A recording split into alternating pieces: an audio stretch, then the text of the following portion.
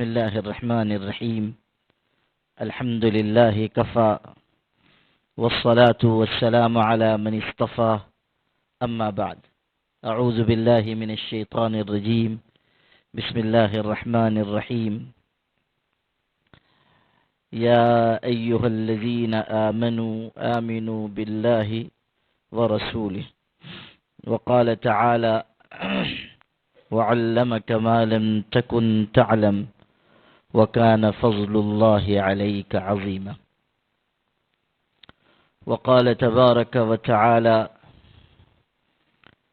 ولينصرن الله من ينصره إن الله لقوي عزيز. صدق الله مولانا العظيم. قابل قدر علماء کرام، بالخصوص اس مسجد کے امام صاحب اور آپ تمام بھائیوں،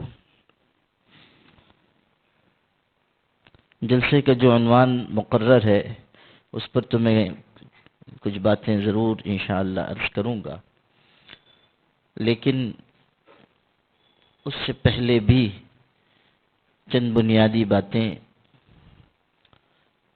اپنے آپ کی اصلاح کی خاطر اور آپ سب کے فائدے کے لیے عرض کرتا ہوں۔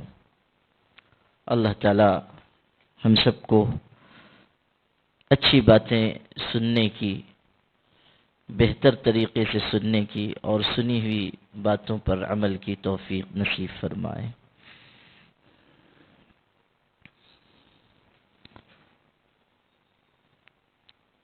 مولانا جلال الدین رومی رحمۃ اللہ علیہ ایک بزرگ گزرے ہیں۔ وہ بڑے اللہ والے تھے اور بہت بڑے عالم تھے، بلکہ ان کی زندگی کا پہلا دور تو وہ تھا کہ جس میں ان کی شہرت صرف عالم ہونے کی تھی۔ بہت بڑا ان کا حلقہ درس ہوتا تھا، جیسے یہاں مسجد میں حوض ہے اور پرانی مسجدوں میں ہوا کرتا تھا، تو حضرت بھی جس مسجد میں درس دیتے تھے اس میں بھی حوض تھا، اور بہت سارے لوگ شریک ہوتے تھے، بلکہ مولانا شبلی نعمانی نے ان کی سوانح لکھی ہے، سوانح مولانا روم۔ اس میں یہ بات ہے کہ اس زمانے میں جب ان کی پالکی چلتی تھی، پالکی آپ لوگ سمجھتے ہیں کہ نہیں گجرات والے؟ نہیں مولانا آپ تو سمجھتے ہی ہوں گے، یہ جو ہماری قوم ہے اس سے پوچھ رہا ہوں، علماء تو جانتے ہیں ماشاءاللہ۔ ویسے آپ لوگوں کی مسجد کی یہ بھی خاص بات ہے کہ یہاں چبوترا بنا ہوا ہے، اور آپ سب لوگوں نے چبوترے پہ مولویوں کو بٹھا دیا ہے تاکہ سوالات آپ لوگوں تک آنے سے پہلے یہیں ختم ہو جائے۔ ماشاءاللہ اس مسجد کے مصلی حضرات بڑے عقل مند معلوم ہوتے۔ تو پالکی جو ہے وہ ایک قسم کی سواری ہوتی تھی، لیکن اس کو کاندھوں پر اٹھایا جاتا تھا اور لوگ اپنے کاندھوں پر رکھ کر اس کو لے کر چلتے تھے، اس کو پالکی کہتے تھے۔ تو اس زمانے میں جو علماء ہوتے تھے، مشائخ ہوتے تھے، بزرگ ہوتے تھے، لوگ ان کے ادب و احترام کی وجہ سے ان کو پالکی میں سوار کرتے تھے اور اس کو اپنے کندھوں پر لے کر چلا کرتے تھے۔ تو مولانا جلال الدین رومی رحمۃ اللہ علیہ بھی پالکی میں سوار ہوتے تھے، اور جب ان کی پالکی چلتی تھی تو اتنا احترام ان کے علم کا تھا اور اتنی شہرت تھی کہ سینکڑوں علماء اس پالکی کے ساتھ ساتھ چلتے تھے، اور ان کی پالکی عام لوگ نہیں اٹھاتے تھے، بڑے بڑے علماء اٹھاتے تھے۔ یہ ان کو احترام حاصل تھا، اور واقعی علم کی شان ان کی بہت اونچی تھی۔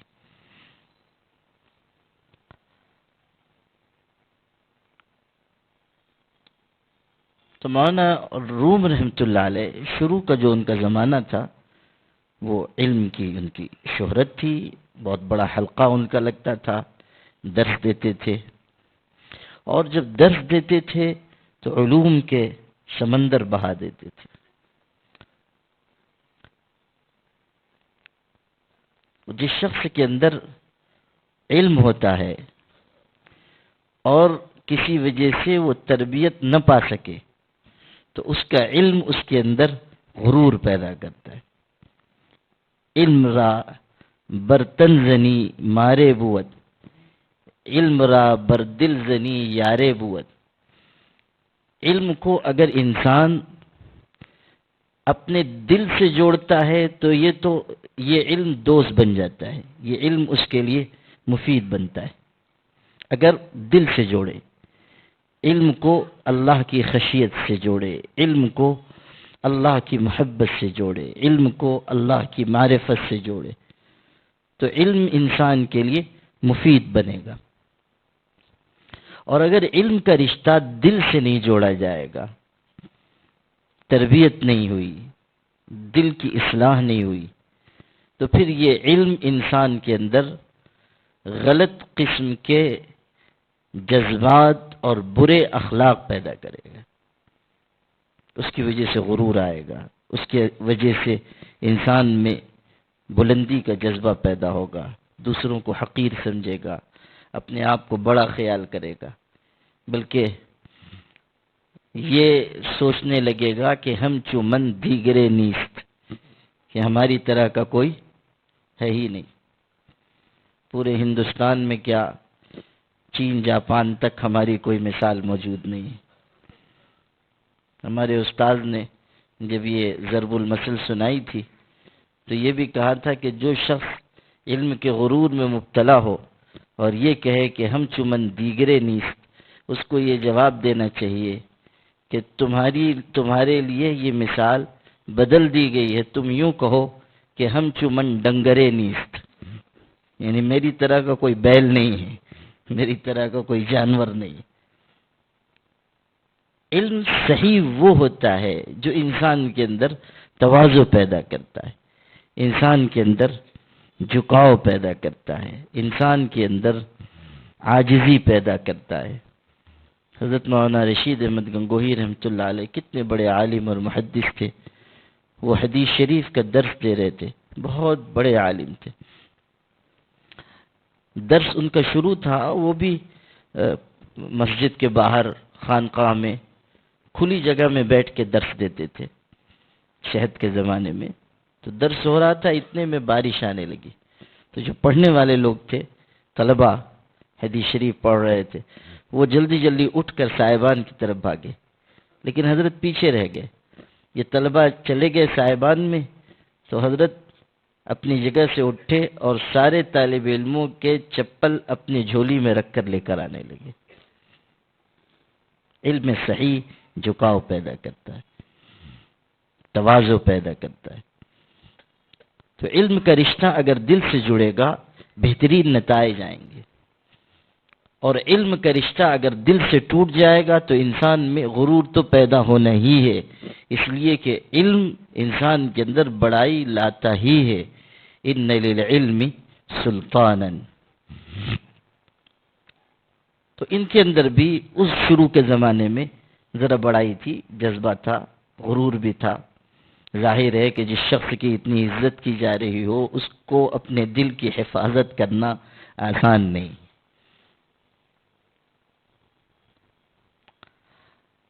تو ایک دن وہ بیٹھ کر پڑھا رہے تھے، حلقہ ان کا لگا ہوا تھا، اتنے میں ایک شخص آئے، حلیے سے عجیب و غریب معلوم ہوتے تھے اور چہرے بشرے سے محسوس ہوتا تھا کہ یہ عام آدمی ہے۔ وہ آئے اور حلقہ درس کے قریب بیٹھ گئے اور ان کی کتابیں سامنے رکھی ہوئی تھی۔ تو وہ اجنبی آنے والے شخص نے کہا کہ یہ کیا ہے، کتابوں کی طرف اشارہ کر کے کہا یہ کیا ہے؟ تو مولانا روم نے ان کو اوپر سے نیچے تک دیکھا، اور چونکہ ان کا حلیہ عام انسانوں جیسا تھا تو کہہ دیا کہ یہ علمیست کہ تو نمی دانی، غرور سے کہا کہ میاں تم کو اس کی کیا خبر، یہ علم کی باتیں ہیں، تمہارے بس کی چیز نہیں ہے، یہ ایسی چیز ہے تم نہیں جانتے ہو، جاؤ اپنا کام کرو، جاؤ اپنا کام کرو۔ وہ بیچارے چپ چاپ وہاں سے ہٹ گئے۔ ان کا درس چل رہا تھا، اتنے میں نماز کا وقت ہوا، لوگ مسجد میں آ گئے، کتابیں وہیں رکھی رہیں۔ تھوڑی دیر کے بعد جب نماز سے فارغ ہو کر گئے تو وہ جتنی کتابیں وہاں تھیں وہ سب غائب۔ وہ حضرت مولانا جلال الدین کو بڑا احساس ہوا کہ کہاں کتابیں کہاں چلی گئیں۔ پھر خیال ہوا کہ وہ ایک عجیب و غریب حلیے والا یہاں گھوم رہا تھا، لگتا ہے اسی کا کوئی کارنامہ ہے۔ لوگوں سے کہا ڈھونڈو اس کو، وہیں قریب میں تھے، مل گئے۔ مولانا جلال الدین نے پوچھا کہ وہ میری جو کتابیں تھیں وہ کہاں ہیں؟ انہوں نے کہا ہاؤس کے اندر۔ اس زمانے میں تو ہاتھ سے لکھا جاتا تھا، قلم کی روشنائی سے۔ تو مولانا روم نے تو سر پکڑ لیا کہ پانی میں جب وہ کتابیں چلی گئیں تو سب مٹ گئی، تباہ و برباد ہو گئیں۔ تو کہنے لگے کہ تو نے یہ کیا غضب کر دیا، ساری زندگی کا سرمایہ ضائع کر دیا۔ تو وہ اس شخص نے کہا اچھا آپ کو کتابیں چاہیے؟ انہوں نے کہا کہ ہاں۔ انہوں نے یوں ہاتھ ڈالا اور کتاب حوض میں سے نکال کر دی، اس حالت میں کہ اس سے پانی کے قطرے ٹپک رہے ہیں۔ انہوں نے تو سمجھا کہ سب مٹا گیا ہوگا، لیکن اب جو کتاب کھولی تو دیکھا کہ ایک حرف نہیں مٹا ہے، پانی ٹپک رہا ہے لیکن ایک حرف نہیں مٹا ہے۔ حیران ہو گئے کہ اتنی دیر تک یہ پانی میں کتابیں رہی، ایک حرف نہیں مٹا، پانی گر رہا ہے مگر پانی کا اثر نہیں ہے۔ تو اس بڑے میاں سے حیران ہو کر پوچھا یہ کیا ہے؟ تو وہ مسکرائے اور کہا این رمزیست کہ تو نمی دانی، یہ ایسا راز ہے جس کو تم نہیں جانتے ہو۔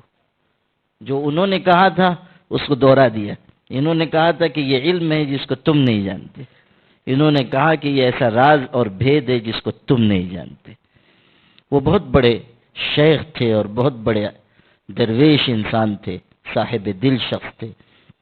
ان کا نام حضرت شمس تبریز تھا، اور وہ ایک غیبی اشارہ پا کر آئے تھے تاکہ ان کے لیے ہدایت کی راہیں اور معرفت کی راہیں کھل جائیں۔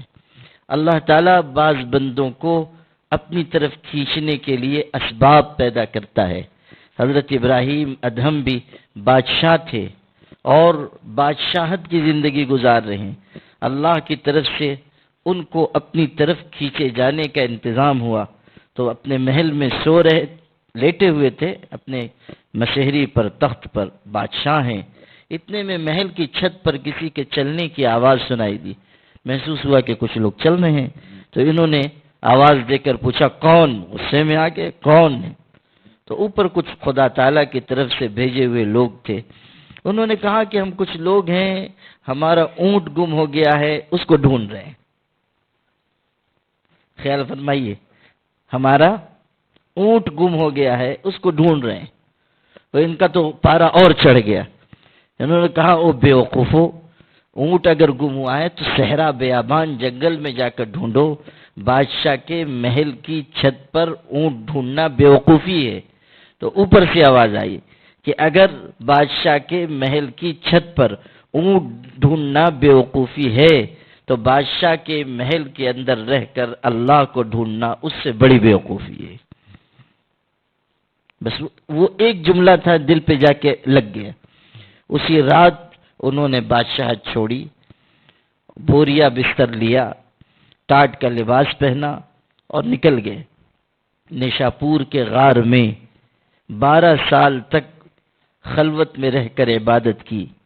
پھر اللہ نے ان کو اتنا اونچا مقام عطا کیا کہ وہ وقت کے عارف اور امام اور محبت و معرفت میں ایسے اونچے درجے تک پہنچے کہ آج تک اولیاء کا کوئی تذکرہ ان کے نام کے بغیر مکمل نہیں سمجھا جاتا۔ حضرت ابراہیم ابن ادہم رحمۃ اللہ علیہ کو اللہ نے یہ مرتبہ عطا کیا۔ ان کا مقام تو ایسا تھا کہ ایک دن راہ سے گزر رہے تھے، دیکھا کہ ایک جوان سڑک کے کنارے پڑا ہوا ہے، نشے میں مدہوش ہے اور نشے کی وجہ سے قے بھی ہوئی ہے، اور کپڑا اس کا میلا کچیلا، اور مکھیاں بیٹھ رہی ہیں اور کتے ارد گرد ہیں، وہ کنارے پڑا ہوا ہے، قابل نفرت حالت ہے، لیکن اللہ والوں کے دل کتنے نرم ہوتے ہیں اور انسانیت سے ان کے اندر کیسی محبت ہوتی ہے، یہ دیکھ کر اس کے قریب چلے گئے۔ اور جس کے قریب کوئی جانا پسند نہ کرے، یہ وقت کا اولیاء کا امام اس کے قریب جا کر اس کے کپڑوں کو صاف کر رہا ہے، کہیں سے پانی لے کر آئے، کپڑے صاف کیے، چہرہ صاف کیا، اور اس کے بعد وہیں بیٹھ گئے اور اپنے دامن سے اس کو ہوا دینے لگے۔ تھوڑی دیر کے بعد اس شرابی جوان کو ہوش آیا تو سب سے پہلی نظر پڑی حضرت ابراہیم ابن ادہم پر، اور زمانہ ان کو جانتا تھا، یہ نوجوان بھی اچھی طرح پہچانتا تھا۔ جیسے ہی نظر پڑی بس اس کو ایسا لگا کہ بجلی کی کوئی رو اس کے اندر دوڑ گئی ہے، اور وہ تیزی سے اٹھا اور اس نے کہا کہ حضرت آپ کہاں میرے قریب بیٹھے ہوئے ہیں؟ میں تو شرابی ہوں، بدکار ہوں، برا انسان ہوں، شراب کے نشے میں یہاں پڑا ہوں، آپ تو اتنے بڑے اللہ والے ہیں، بزرگ ہیں، آپ میرے قریب کیوں بیٹھے ہوئے ہیں؟ آپ تشریف لے جائیے۔ اور شرمندگی کی وجہ سے وہ رونے لگا، آنکھوں سے آنسو بہنے لگے۔ پھر اس کی نظر کپڑوں پہ پڑی تو اس نے کہا شاید کپڑے بھی میرے آپ نے دھلے ہیں، چہرہ بھی آپ نے صاف کیا ہے، اور آپ نے مجھ گنہگار کو اور گنہگار کیا، آپ کیوں میرے قریب تشریف لے آئے؟ آپ جائیے۔ وہ بار بار دہرا رہا ہے کہ آپ جائیے، اور وہ ہیں یہ اس سے قریب ہوتے جا رہے ہیں۔ اس کی آنکھوں میں شرمندگی کے آنسو انہوں نے دیکھے تو وہ خود رونے لگے، خود ان کی آنکھوں میں آنسو آ گئے، اور انہوں نے آگے بڑھ کر اس شرابی جوان کو اپنے سینے سے چمٹا لیا۔ وہ تسلی دینے لگے کہ غلط عادت ہے، توبہ کر لو گے، اللہ سے معافی مانگ لو گے، بخشے جاؤ گے، معاف کیے جاؤ گے۔ وہ بھی رو رہا ہے اور یہ بھی رو رہے ہیں۔ تھوڑی دیر گزری تھی کہ حضرت ابراہیم ابن ادہم کو اللہ تعالیٰ کی طرف سے الہام ہوا اور یہ کہا گیا کہ ابراہیم جو جوان تیرے سینے سے چمٹا ہوا ہے، ہم نے اس کو اس زمانے کے اولیاء میں شامل کر لیا، ہم نے اپنا دوست بنا لیا، اپنی ولایت اس کو عطا کی۔ اب یہ حیران ہے کہ ابھی تو نہ اس نے نماز پڑھی، نہ اس نے ذکر کیا، نہ اس نے اور کچھ اچھے اعمال کیے، اللہ پاک نے اس کو یہ عزت، یہ اونچا مقام کیسے عطا کیا؟ تو بارگاہ الہی میں عرض کیا کہ خدا بندہ تو جس کو جو چاہے عطا کر سکتا ہے، لیکن تجھ کو کون سی ادا اس کی اچھی لگی، مجھ کو بھی بتا دے کہ تو نے اس کو اپنا دوست بنا لیا۔ تو وہاں سے جو جواب آیا وہ ان کے اونچے مقام کو بتاتا ہے۔ اللہ تعالیٰ کی طرف سے یہ کہا گیا کہ ابراہیم غسلت وجہہ لاجلی فغسلت قلبہ لاجلک، کہ ابراہیم تو نے ہماری محبت میں اس کا چہرہ صاف کیا، تیری محبت میں ہم نے اس کا دل صاف کر دیا، تیری محبت میں ہم نے اس کے دل کو پاک کر دیا۔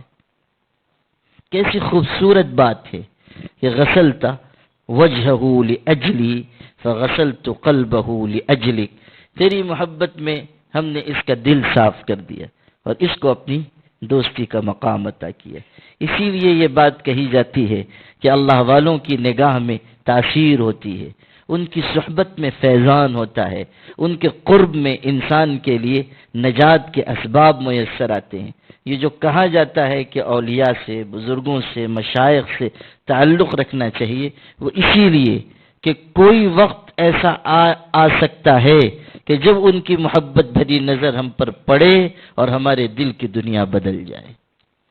اسی کو کہنے والے نے، اقبال نے ان الفاظ میں کہا تھا کہ خرد کے پاس خبر کے سوا کچھ بھی نہیں، تیرا علاج نظر کے سوا کچھ بھی نہیں۔ جو آپ کو سنا رہا تھا وہ یہ کہ مولانا جلال الدین رومی رحمۃ اللہ علیہ کے ایک دور وہ گزرا، پھر وہ تبدیل ہوئے تو دوسرا دور آیا جس میں وہ بہت اونچے مقام ولایت پر پہنچے اور بہت محبت و معرفت کے اسرار اللہ نے ان کی زبان سے ظاہر کروائے اشعار کی شکل میں۔ مثنوی مولانا روم ان کی کتاب ہے، بہترین اشعار محبت و معرفت الہی کے اس میں ہیں۔ بلکہ ہمارے مشائخ نے تو یہاں تک لکھا ہے کہ جو شخص اس کتاب کو خلوص نیت کے ساتھ پڑھتا ہے، اللہ تعالیٰ اس کو بھی اپنی دوستی کا مقام عطا کرتا ہے۔ ایسی تاثیر ہے اس کتاب میں، ایسی تاثیر ہے۔ اسی کا ایک قصہ آپ کو سنانا ہے جس میں ہم سب کے لیے نصیحت ہے۔ دلچسپ قصہ ہے لیکن اس سے بہترین سبق انہوں نے نکالا ہے۔ لکھا ہے کہ ایک شخص تصویر گودنے والے شخص کے پاس گیا۔ پرانے زمانے میں تصویر گودنے والے ہوتے تھے، وہ جسم کے کسی حصے پر، پیٹھ پر، ہاتھ پر کسی جانور کی، کسی چیز کی تصویر بناتے تھے۔ اب بھی بناتے ہیں لیکن پہلے تصویر گودنے میں بہت زیادہ تکلیف انسان کو برداشت کرنی پڑتی تھی، اور اس زمانے کے آلات ایسے تھے کہ تصویر بنانے والا جب اوزار استعمال کرتا تھا تو انسان کو بہت اذیت ہوتی تھی، لیکن لوگوں کا شوق تھا، لوگ بنواتے تھے۔ تو تصویر گودنے والے شخص کے پاس ایک آدمی گیا اور اس نے جا کر کہا کہ میری پیٹھ پر شیر کی تصویر بنا دو، میری پیٹھ پر شیر کی تصویر بنا دو۔ اس نے کہا ٹھیک ہے، بیٹھ جاؤ۔ اس نے کرتا ہٹایا، اپنے اوزار نکالے، اس کی پیٹھ پہ رکھا۔ اب جو اس کی پیٹھ پر رکھا تو اس کو تکلیف ہوئی تو یہ چیخنے لگا۔ اس نے کہا کہ کیا بنا رہے ہو؟ اس نے کہا شیر کی دم بنا رہا ہوں، شیر کی دم بنا رہا ہوں۔ اس نے کہا بہت تکلیف ہو رہی ہے، بغیر دم کا شیر بنا دو۔ اس نے کہا ٹھیک ہے۔ پھر دوبارہ اس نے اپنا اوزار رکھا، اس کو پھر تکلیف ہوئی۔ کہا کیا بنا رہے ہو؟ کہا کہ شیر کی آنکھ بنا رہا ہوں۔ اس نے کہا بہت تکلیف ہو رہی ہے، بغیر آنکھ ہی کا بنا دو نا۔ اس نے کہا اچھا ٹھیک ہے۔ پھر اس نے اوزار رکھا تو اس نے کہا اب کیا بنا رہے ہو؟ کہا پیر بنا رہا ہوں۔ کہا 3 پیر کا بھی چل جائے گا۔ تو اب کی جب اس نے کہا تو اس نے پیچھے سے ایک لات ماری اس کو اور کہا کم بخت، بغیر آنکھ کا، بغیر دم کا، بغیر پیر کا بھی کہیں شیر ہوتا ہے؟ یہ قصہ لکھ کر مولانا روم رحمۃ اللہ علیہ نے جو نصیحت لکھی ہے وہ بہت خوبصورت ہے۔ فرمایا کہ جس طرح وہ شخص بغیر دم، بغیر آنکھ، بغیر پیر کا شیر بنوانا چاہتا تھا، اسی طرح ہمارے دور کے مسلمان بغیر ہاتھ پیر، بغیر آنکھ کے اسلام پر عمل کرنا چاہتے ہیں۔ اور یہ 700 سال پہلے کی بات وہ کہہ رہے ہیں، آج کی بات نہیں، کہ دین کے کچھ حصے پر عمل کرنا چاہتے ہیں اور زیادہ تر حصے کو چھوڑ دینا چاہتے ہیں۔ یہ چاہتے ہیں کہ نماز پڑھ لیں اور دیندار ہو جائیں، یہ چاہتے ہیں کہ رمضان آئے اور روزہ رکھ لیں اور اپنے آپ کو مسلمان ظاہر کریں۔ یاد رکھیے گا، اسلام کا ہم سے یہ مطالبہ ہے کہ اسلام کے 100% احکامات پر ہم چلیں۔ صرف نماز پڑھ لینے سے ہم سچے مسلمان نہیں ہو سکتے، صرف روزہ رکھنے سے ہم سچے مسلمان نہیں ہو سکتے۔ مسجد میں آئیں اور عبادت کر لیں اور سمجھے کہ ہم سچے مسلمان ہیں، اور پھر جب دکان پر چلے گئے، تجارت میں چلے گئے، تو وہاں جا کر پھر ہم اوروں کی طرح بن گئے کہ خیانت کریں، دھوکہ دیں، مال میں خرد برد کریں، ملاوٹ کریں۔ یہاں تک کہ کتنے مسلمان ایسے ہیں جو میڈیکل چلاتے ہیں، میڈیکل اسٹور پر دوائیں بیچتے ہیں، اور چھوٹے چھوٹے مسلمان بچوں کو، 12 سال 14 سال کے مسلمان لڑکوں کو نشہ آور دوائیں فروخت کرتے ہیں، یہ جانتے ہوئے کہ یہ نشہ کرے گا، لیکن صرف چند پیسوں کے عوض اپنے دین اور اپنے ایمان کا سودا کرتے، نسلوں کو تباہ کرتے۔ مال کی ایسی محبت ہمارے دل میں آ گئی کہ ہم یہ نہیں سوچتے کہ اس کا نتیجہ کیا نکلے گا۔ تجارت میں، معاملات میں، معاشرت میں ہم کتنا دین پر عمل کرتے ہیں، اس پر غور کر لیجئے۔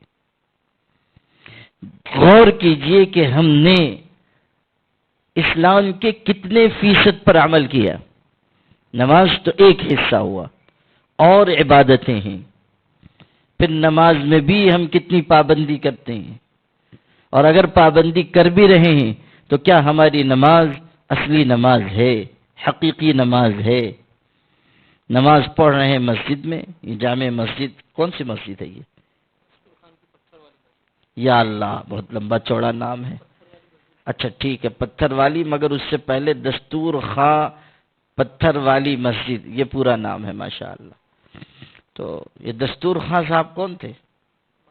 اچھا، تو یہ تو بہت پہلے کے ہوں گے، ماشاءاللہ، خدا ان کو غریق رحمت فرمائے۔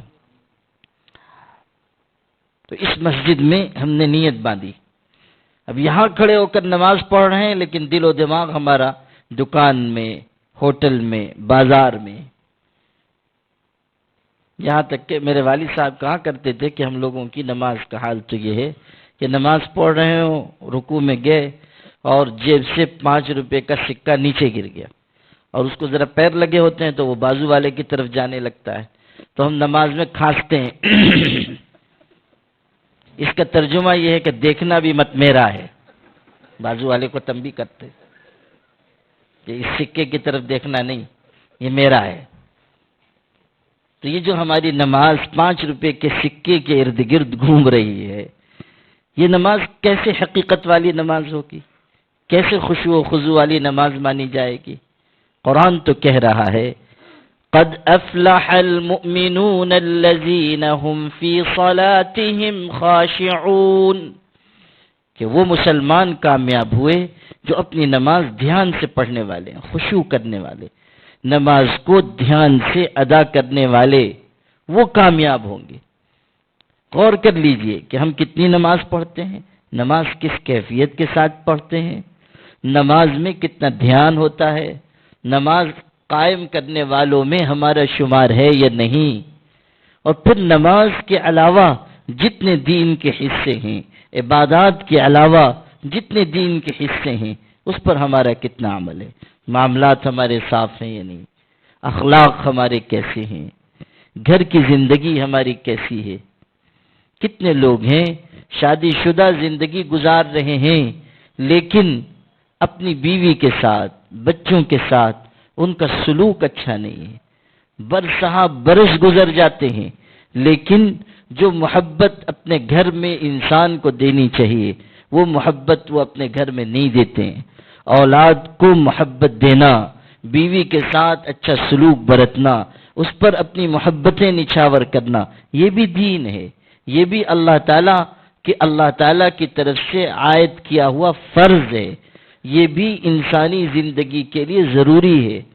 کتنے لوگ ہیں جو اس کو دین سمجھتے ہوں کہ گھر میں بہتر سلوک بیوی کے ساتھ کیا جائے، اس کو جھڑکا نہ جائے، اس کو ڈانٹا نہ جائے، اس کی خواہشات اور تمناؤں کا، اس کی آرزوؤں کا خیال رکھا جائے۔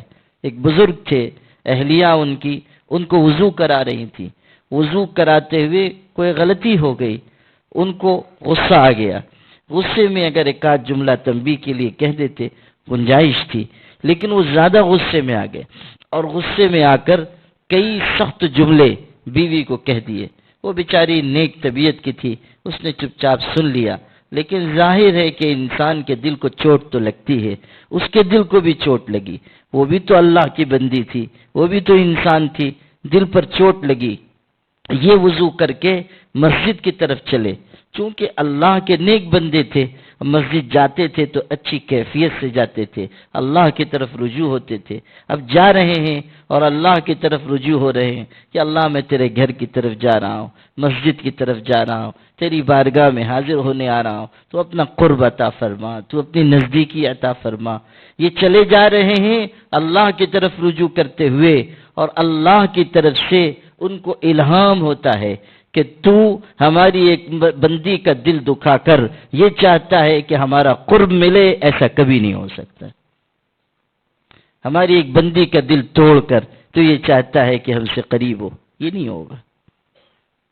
وہیں سے وہ لوٹ گئے، گھر گئے، غلطی کا احساس ہوا، فوراً گھر گئے، اہلیہ سے معافی مانگی، غلطی معاف کرائی، قصور معاف کرایا، پھر دوبارہ نماز کے لیے مسجد میں تشریف لائے۔ یہ چیز سمجھنے کی ہے کہ ہم نے اپنے گھر کی زندگی میں کیا نظام بنایا، ہم نے معاملات اور اخلاق کو درست کرنے کی کتنی فکر کی. حضور صلی اللہ علیہ وسلم نے کیسی بہترین نصیحت فرمائی کہ اپنی بیوی کے ساتھ نرمی کا، محبت کا سلوک کرو. یہ وہ چیز ہے کہ تم اس کے ذریعے کمال ایمان کو پاؤ گے.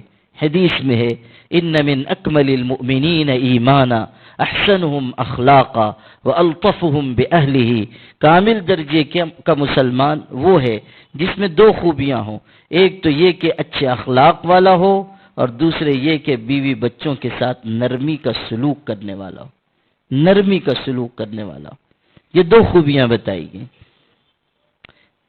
دینداری کی کسوٹی اسلام نے عبادت کو نہیں قرار دیا کہ کون کتنی نماز پڑھتا ہے، کون کتنا روزہ رکھتا ہے. یہ کسوٹی نہیں رکھی گئی. کسوٹی معاملات کو رکھا گیا کہ اس پر پرکھو کہ کون شخص کتنا دیندار ہے.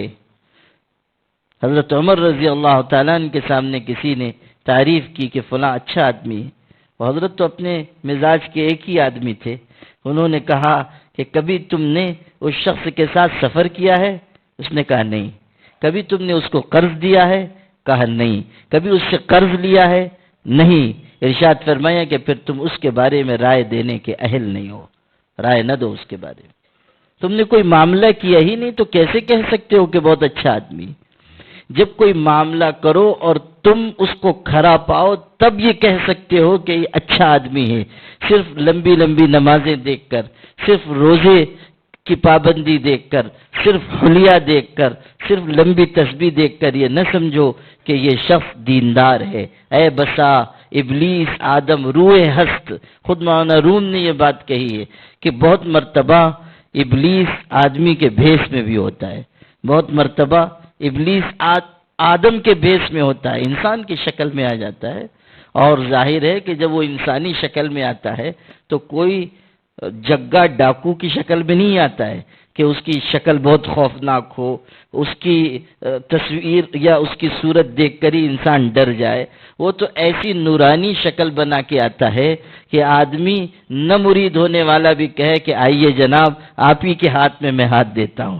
ایسی نورانی پاکیزہ شکل اس کی ہوگی کہ آدمی سمجھے گا کہ یہ تو امام الاولیاء کہیں سے قبر سے تشریف لائے ہیں اس بندے کو فیضیاب کرنے کے لیے. ہم لوگ بھی تو بہت جلدی خوش فہمی میں مبتلا ہو جاتے ہیں نا. تو ہم لوگ بھی دل میں کھچڑی پکانا شروع کر دیں، خیالی پلاؤ کہ یہ اللہ تعالیٰ کا کوئی نیک بندہ ہے، کوئی 800 سال پہلے کے بزرگ ہوں گے اور وہ تشریف لائے ہیں کہ مجھ کو اپنے انوار باطنی سے فیضیاب و منور فرمائیں. جی ہاں، وہ جب شکل بنائے گا انسانی تو وہ بہت نورانی شکل میں آئے گا، بہت نورانی شکل میں آئے گا. لیکن وہ دھوکہ دے گا انسانوں کو، گمراہ کرے گا. اسی لیے ہمارے مشائخ نے یہ بات لکھی ہے کہ اگر کسی بھی بزرگ کی شکل میں کوئی خواب میں آتا ہے، کسی بڑے سے بڑے اللہ والے کی شکل میں آتا ہے اور کسی چیز کا حکم دیتا ہے تو یہ دیکھ لو کہ شریعت میں وہ چیز درست ہے یا نہیں. اگر جائز ہے تو کرو، اور اگر ناجائز ہے تو سمجھ لو کہ وہ شیطان تھا جو ولی کے روپ میں آیا تھا. یہاں تک کہا گیا کہ اگر کوئی ایسی نورانی شکل ظاہر ہو خواب میں کہ جو یہ ظاہر کرے کہ میں خدا ہوں، تب بھی اس پر غور کرو کہ حکم جو دیا جا رہا ہے وہ شریعت میں ٹھیک ہے یا نہیں. اگر نہ درست ہے تو سمجھ لو کہ وہ شیطان ہے. صرف ایک ہستی ہے جن کی شکل شیطان نہیں بنا سکتا، اور وہ ہمارے آقا حضرت محمد مصطفیٰ صلی اللہ علیہ وسلم ہیں کہ آپ نے فرمایا جس نے مجھ کو خواب میں دیکھا، من رآنی فی المنام فقد رآنی، جس نے مجھ کو خواب میں دیکھا اس نے مجھی کو دیکھا. من رآنی فی المنام فقد رأى الحق، جس نے مجھ کو خواب میں دیکھا اس نے سچ دیکھا. حضور کی شکل وہ نہیں بنا سکتا. یہ نہیں ہو سکتا کہ خواب میں آئیں اور یہ کہے کہ میں حضور ہوں اور وہ شیطان ہو. یہ نہیں ہو سکتا. جب کسی نے حضور کو دیکھا تو اس نے حضور ہی کو دیکھا. اب یہاں آپ سوال کر سکتے ہیں کہ اللہ تعالیٰ وہ آ کر اپنے آپ کو خدا ظاہر کر سکتا ہے نورانی شکل میں کہ میں اللہ ہوں، لیکن حضور کی شکل میں نہیں آ سکتا، یہ کیا بات ہے؟ حضور تو بہرحال اللہ تعالیٰ سے نیچے ہی ہے نا، اوپر تو نہیں ہے، تو یہ کیا بات ہے؟ یہ سوال پیدا ہو سکتا ہے۔ اس کا بہترین جواب یہ ہے کہ اللہ تعالیٰ کی صفت ہادی بھی ہے اور مضل بھی ہے، یعنی ہدایت دینے والا بھی اور گمراہ کرنے والا بھی، لیکن ہمارے آقا کی شان صرف ہدایت کی ہے کہ آپ کی ذات سے صرف ہدایت ہی پھیلے گی، ضلالت پھیلنے کا کوئی امکان نہیں ہے۔ اس لیے وہ یہ تو ظاہر کر سکتا ہے کہ میں اللہ ہوں، لیکن یہ ظاہر نہیں کر سکتا کہ میں رسول اللہ ہوں۔ یہ فرق ہے۔ اللہ کی دونوں صفت ہے کہ اللہ ہادی بھی ہے اور مضل بھی ہے، یہدی بہ کثیرا و یضل بہ کثیرا، اللہ ہادی بھی ہے اور مضل بھی ہے، لیکن حضور صلی اللہ علیہ وسلم صرف ہادی ہیں، آپ کی طرف ضلالت کی نسبت کی ہی نہیں جا سکتی۔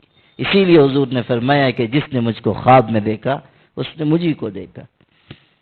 تو شیطان تو ہر شکل میں آ سکتا ہے اور گمراہ کر سکتا ہے۔ شیطان کے فتنوں اور وار کو سمجھنا آسان نہیں ہے۔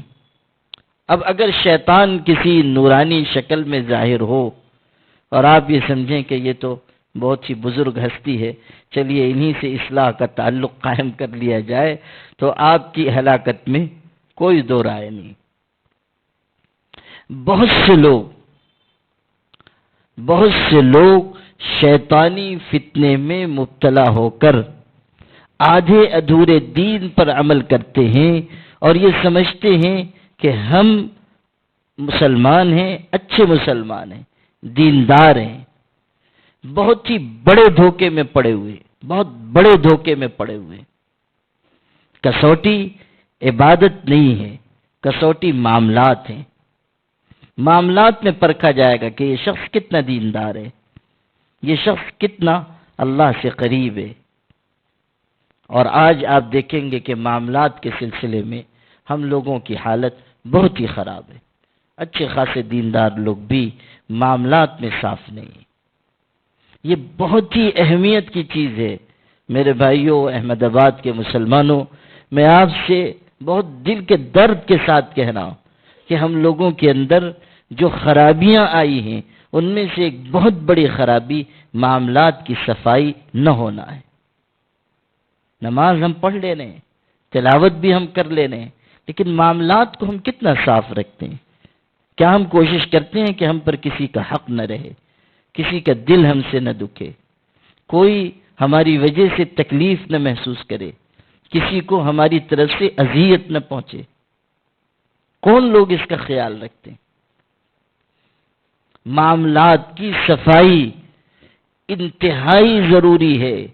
کسی کا 10 پیسہ بھی ہمارے ذمہ باقی نہیں ہونا چاہیے۔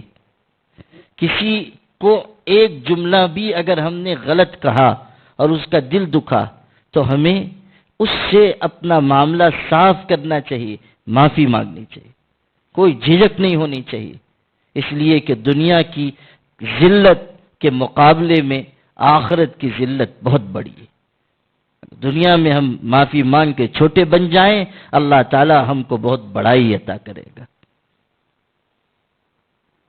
یاد رکھیے گا، جس کا دل بنا ہوا ہوگا وہ ہمیشہ معاملات کو صاف رکھنے کی کوشش کرے گا۔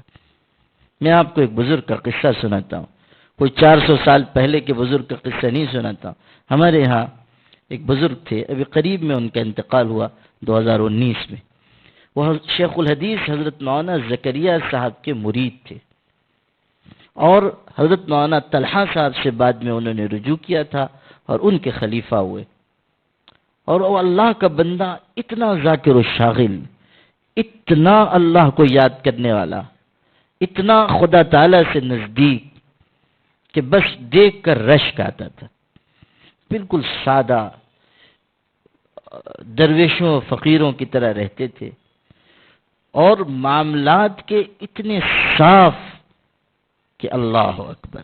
میں نے اپنی زندگی میں جن چند لوگوں کو قریب سے دیکھ کر بہت فائدہ اٹھایا، اور جن سے دل بے پناہ متاثر ہوا اور جن کی دینداری اور پرہیزگاری کو نمونے کے طور پر میں پیش کر سکتا ہوں، ان میں سے ایک شخص وہ بھی تھے۔ بارہا مجھ سے انہوں نے یہ کہا کہ اللہ کے کرم سے میں نے ایسی زندگی گزاری کہ میرے ذمہ کاغذ کے پرزے کے برابر بھی کسی کا حق نہیں ہے، کاغذ کے پرزے کے برابر۔ لگ بھگ 35-40 سال تک انہوں نے سہارنپور میں مہینے بھر کا اعتکاف کیا، اور اس شان سے وہ اعتکاف کرتے تھے چونکہ حضرت شیخ الحدیث کے ہاں اس کی بڑی ممانعت تھی کہ لوگ گفتگو نہ کریں، تو پورے مہینے اعتکاف میں وہ کسی سے بات نہیں کرتے تھے۔ ایک پرچی پر کوئی بات بہت ضروری ہوتی تھی تو لکھ کر دیتے تھے، اور ان کو دیکھنے والے بتاتے ہیں کہ پورے رمضان کبھی رات کو 1 منٹ کے لیے نہیں سوتے تھے، پوری رات جاگ کر عبادت کرتے تھے۔ بلکہ آپ کو میں سناؤں کہ ذکر کی کثرت کا یہ عالم تھا کہ میرے مرشد حضرت مولانا سید محمد ولی صاحب رحمانی، جو خود بہت بڑے شخص تھے، ولایت کے بہت اونچے مقام پر تھے، ان کا خاندان نبوت حضرت شیخ عبد القادر جیلانی کی اولاد تھے، اور بہت بڑے شخص، ذکر و فکر میں ان کا مقام بہت اونچا تھا۔ جب وہ تشریف لائے اور پہلی ملاقات ان بزرگ کی میں نے حضرت سے کروائی، حافظ محمد یوسف صاحب ان کا نام تھا، پہلی ملاقات ہوئی، کبھی حضرت سے ان کا سابقہ نہیں ہوا، پہلی ملاقات تھی۔ میں نے کوئی زیادہ تعارف بھی نہیں کرایا، صرف یہ کہ یہ فلاں بزرگ کے خلیفہ ہیں۔ ملاقات ہوئی، تھوڑی دیر بیٹھے، حضرت بھی بہت کم بولتے تھے، وہ بھی بہت خاموش مزاج، دونوں چپ چاپ دونوں بزرگ بیٹھے رہے۔ تھوڑی دیر کے بعد انہوں نے اجازت لی، چلے گئے۔ اگلے دن ناشتے پر ہم لوگ تھے تو میرے حضرت نے اچانک، کوئی اور بات چل رہی تھی، اچانک مجھ سے ارشاد فرمایا کہ مولانا یہ آپ کے حافظ صاحب تو عجیب آدمی ہیں۔ میں نے کہا کہ حضرت کیا ہوا؟ ارشاد فرمایا کہ اس شخص کے جسم کا رواں رواں ذاکر ہے، اس شخص کے جسم کا رواں رواں اللہ کو یاد کرتا ہے۔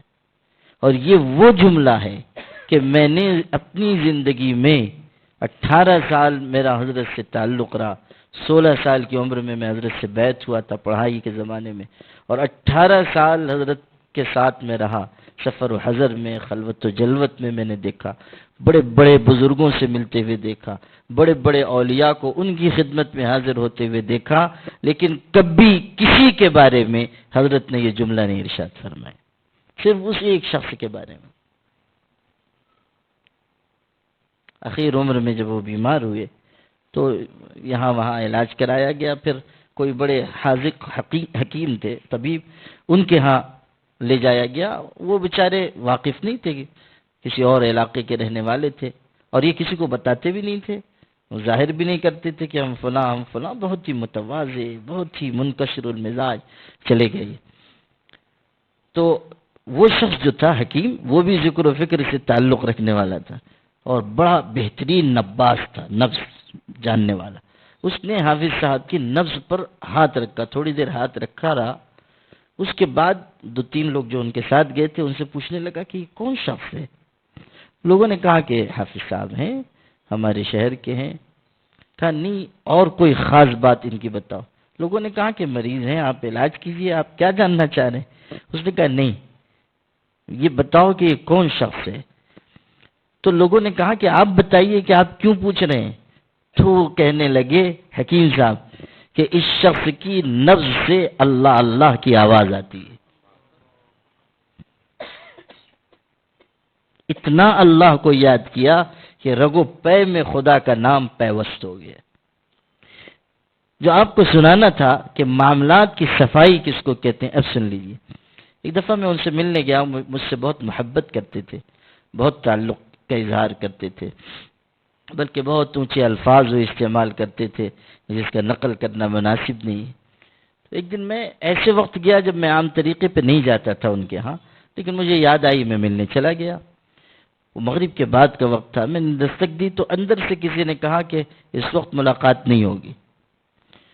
ظاہر ہے کہ اسلام میں طریقہ یہ ہے کہ اجازت نہ ملے تو آدمی واپس لوٹ جائے۔ میں واپس لوٹ گیا اور کوئی ذرہ برابر ناگواری بھی نہیں ہوئی، اس لیے کہ ہم تو طالب بن کر گئے تھے، زیارت کرنے گئے تھے، واپس آ گیا۔ اگلے دن پھر میں حاضر ہوا تو میں کچھ کہنے جا رہا تھا سلام مصافحے کے بعد کہ انہوں نے کہا نہیں آپ ٹھہر جائیے۔ اندر گئے، اندر جا کر ایک کاپی لے کر آئے، اس کاپی پر پچھلے دن کی تاریخ میں یہ لکھا ہوا تھا کہ مجھ کو، میرا نام لکھا تھا، مجھ کو مولانا فلاں صاحب سے معافی مانگنی ہے، یادداشت میں لکھ کے رکھا تھا۔ مجھ سے کہنے لگے کہ کل شاید آپ آئے تھے، میں نے یہ کہہ دیا تھا کہ کوئی آئے تو کہہ دیا جائے کہ ملاقات نہیں ہوگی، تھک گیا تھا، لیٹ گیا تھا، لیکن مجھ کو اندازہ ہوا اور مجھ کو لگتا ہے کہ ان کو کشف ہوا ہوگا، اس لیے کہ دروازہ بند تھا، میں نے صرف آواز دی۔ بہت ہی صاحب کشف آدمی تھے مولانا عارف، اتنا صاحب کشف آدمی بھی میں نے نہیں دیکھا، ایسا صاحب کشف۔ مجھ کو میرے حضرت نے خلافت دی تھی نومبر 2010 میں، نومبر 2010 میں، میری عمر یہی کوئی 23 سال رہی ہوگی، اس وقت خلافت دی تھی۔ اور حضرت تو بڑے بڑوں کو خلافت نہیں دیتے تھے، لاکھوں لوگ ان سے بیعت تھے، لیکن وہ اجازت کے معاملے میں بہت سخت تھے۔ لاکھوں لاکھ لوگوں کے بیعت ہونے کے باوجود اور ہزاروں علماء کے ان کے حلقے میں ہونے کے باوجود صرف 12 لوگوں کو انہوں نے خلافت دی۔ تو ظاہر ہے کہ کوئی سوال نہیں تھا کہ مجھ کو بھی خلافت دیتے، میرے تو وہم و گمان میں نہیں تھا۔ لیکن نومبر 2010 کی یہ بات آپ کو سنا رہا ہوں، میں ان سے حافظ صاحب سے ملنے گیا اکتوبر یا ستمبر میں ملنے کے لیے گیا، 2 مہینے پہلے۔ کوئی وہم و گمان نہیں، کوئی تذکرہ نہیں، اچانک وہ گھر کے اندر گئے، مجھ کو بھی اندر بلایا، ایک تجوری میں سے ایک کپڑا نکالا اور یوں دونوں ہاتھوں پر رکھ کر مجھ کو بڑے ادب سے پیش کیا۔ تو میں نے اپنے ہاتھوں میں لیا، صرف ایک جملہ کہا کہ یہ آپ کی خلافت کا تحفہ ہے، یہ آپ کی خلافت کا تحفہ ہے۔ اب مجھ کو بھی یہ ہمت نہ ہوئی کہ میں پوچھوں کہ کون خلافت دے رہا ہے اور کس کو خلافت مل رہی ہے، میں نے وہ لے کر رکھ لیا۔ 2 مہینے کے بعد جب میں حضرت کی خدمت میں حاضر ہوا اور حضرت نے مجھ کو اجازت دی اور میں واپس ہوا، رات 3 بجے میں اسٹیشن پر اترا تو حافظ صاحب رحمۃ اللہ علیہ اتنی رات کو موجود تھے اسٹیشن پر، اور جب ذرا تنہائی ہوئی، لوگ ادھر ادھر ہوئے، وہ ہاتھ پکڑ کے میرا چل رہے تھے، تو ادھر ادھر لوگ ہوئے تو مجھ سے چپکے سے کان میں کہا کہ اس کا مطلب یہ تھا۔ آپ غور کیجئے کہ کتنا کشف صحیح ان کو حاصل تھا۔ خیر جو آپ کو سنا رہا تھا قصہ اصل وہ یہ ہے کہ دروازہ بند، میں واپس لوٹ گیا، اگلے دن میں گیا تو انہوں نے یادداشت نکالی اور مجھ سے یہ کہا کہ آپ مجھ کو معاف کر دیجئے، آپ آئے تھے اور واپس کر دیا گیا، یہ گستاخی ہو گئی، معاف کر دیجئے۔ میں نے کہا کہ مجھ کو ذرہ برابر ناگواری نہیں ہوئی اور میں نا وقت چلا آیا تھا اور کوئی ایسی بات نہیں۔ انہوں نے کہا نہیں مجھ کو معاف کر دیجئے، اور میں نے لکھ کر رکھا ہے کہ کہیں بھول نہ جاؤں اور قیامت کے دن پکڑا جاؤں، لکھ کر رکھا ہے۔ میں نے کہا کہ نہیں مجھ کو کوئی ناگواری نہیں ہوئی کہ میں اس میں کوئی معافی کی بات ہو، لیکن وہ اصرار کرتے رہے، یہاں تک کہ کہا کہ آپ مجھ کو اللہ واسطے صرف اتنا جملہ کہہ دیجئے کہ میں نے اللہ کے لیے معاف کر دیا تاکہ میرا دل مطمئن ہو جائے۔ جب تک کہ یہ جملہ میری زبان سے انہوں نے نہیں کہلوایا اس وقت تک ان کو اطمینان نہیں ہوا۔ آپ غور کیجئے کہ معاملات کی صفائی کس درجے کی ہے کہ ہماری ذات سے کسی کو تکلیف نہ پہنچے، اور اگر کسی کو کوئی تھوڑی سی بھی تکلیف پہنچ گئی ہے، احتمال بھی ہے، تو اس سے معافی مانگی جائے۔ معاملات کی صفائی بہت بڑی چیز ہے۔ اگر کوئی انسان عبادت میں کمزور ہے، معاملات میں صاف ہے، امید ہے کہ قیامت کے دن نکل جائے گا، اور کوئی عبادت میں بہت آگے ہے مگر معاملات میں کھرا نہیں ہے، قیامت کے دن پکڑ ہو سکتی ہے۔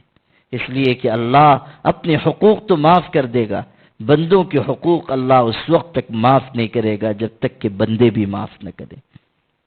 اس لیے عرض کرتا ہوں کہ معاملات کی صفائی بہت ضروری ہے۔ شاہ عبدالعزیز رحمۃ اللہ علیہ کے ملفوظات میں ایک واقعہ ہے، وہ سن لیجئے معاملات کی صفائی کا۔ شاہ عبدالعزیز جو شاہ ولی اللہ کے صاحبزادے ہیں بیان کرتے ہیں کہ ہمارے گھر میں ایک نوکرانی تھی، اور وہ گھر کے کام کاج کرتی تھی، پوری زندگی اس کی ہمارے خاندان میں گزری، تو گھر کے لوگ بہت عزت بھی کرتے تھے۔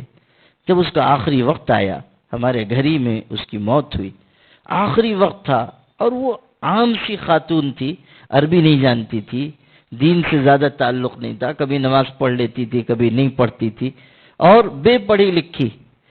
لیکن جب اس کی موت کا وقت آیا تو وہ پکار پکار کر کہنے لگی لا تخافی ولا تحزنی، عربی کہتی تھی کہ مت ڈرنا، مت رنجیدہ ہونا۔ اور یہ اشارہ ہے قرآن مجید کی ایک آیت کی طرف جس میں بشارت ہے کہ ان الذین قالوا ربنا اللہ ثم استقاموا تتنزل علیہم الملائکۃ الا تخافوا ولا تحزنوا وابشروا بالجنۃ التي كنتم توعدون۔ یہ الفاظ ہیں قرآن مجید کی آیت کے کہ اللہ تعالیٰ کے فرشتے نیک انسانوں پر اترتے ہیں اور ان سے کہتے ہیں مت ڈرنا، مت غم کرنا، جنت کی بشارت لینا۔ یہ الفاظ کہتے ہیں، وہ بشارت کے الفاظ اس نوکرانی کی زبان پر مرتے دم جاری ہو گئے، تو سب گھر والے حیران ہیں۔ کہتے ہیں شاہ عبدالعزیز صاحب کہ ہمارے چچا شاہ اہل اللہ تھے، یہ شاہ ولی اللہ کے چھوٹے بھائی تھے، کہا شاہ اہل اللہ صاحب کو ہمارے چچا کو بلایا گیا کہ آخری وقت ہے اور یہ خاتون ایسا کہہ رہی، وہ تشریف لائے۔ وہ آئے اور انہوں نے بھی سنا تو حیران ہوئے، تو پوچھا کہ تم یہ کیسے کہہ رہی ہو، تم تو عربی نہیں جانتی ہو۔ اس نے کہا میں نہیں کہہ رہی ہوں، اللہ کے فرشتے آئے ہیں وہ کہہ رہے ہیں، فرشتے کہہ رہے ہیں، میں دہرا رہی ہوں۔ تو انہوں نے کہا کہ یہ بڑا مقام اور یہ بشارت تم کو کیسے ملی؟ اس نے فرشتوں سے پوچھ کے کہا تو یہ بات ظاہر کی کہ یہ کہہ رہے ہیں کہ یاد کر سخت سردیوں کے زمانے میں تو ایک مرتبہ اسی گھر کا سودا لانے گئی تھی اور گھی کا پورا ڈبہ تو خرید کر لے کر آئی، اور گھی جمع ہوا تھا، سردی کا زمانہ تھا، گھی جمع ہوا تھا، گھر لا کر جب تو نے گھی کو پگھلایا، آگ پر رکھ کر اس کو پگھلایا، تو اس ڈبے کی تہ میں سے ایک اشرفی نکلی، ظاہر ہے کہ اشرفی سونے کی تھی اور وہ قیمتی چیز تھی۔ دل میں یہ خیال آیا کہ اس کو چھپا لے، کام آ جائے گی، لیکن پھر یہ خیال آیا کہ میرا اللہ دیکھ رہا ہے، قیامت کے دن مجھ سے پوچھ ہوگی۔ بس اسی وقت تو نے وہ اشرفی لے جا کر دکاندار کو واپس کر دی کہ یہ تمہاری اشرفی ہے، ڈبے میں غلطی سے گر گئی تھی۔ فرشتوں نے کہا اسی دن اللہ نے یہ فیصلہ کر دیا کہ یہ عورت ایمان پر مرے گی اور جنت میں جائے گی، یہ عورت ایمان پر مرے گی اور جنت میں جائے گی۔ معاملات کی صفائی بہت ضروری ہے۔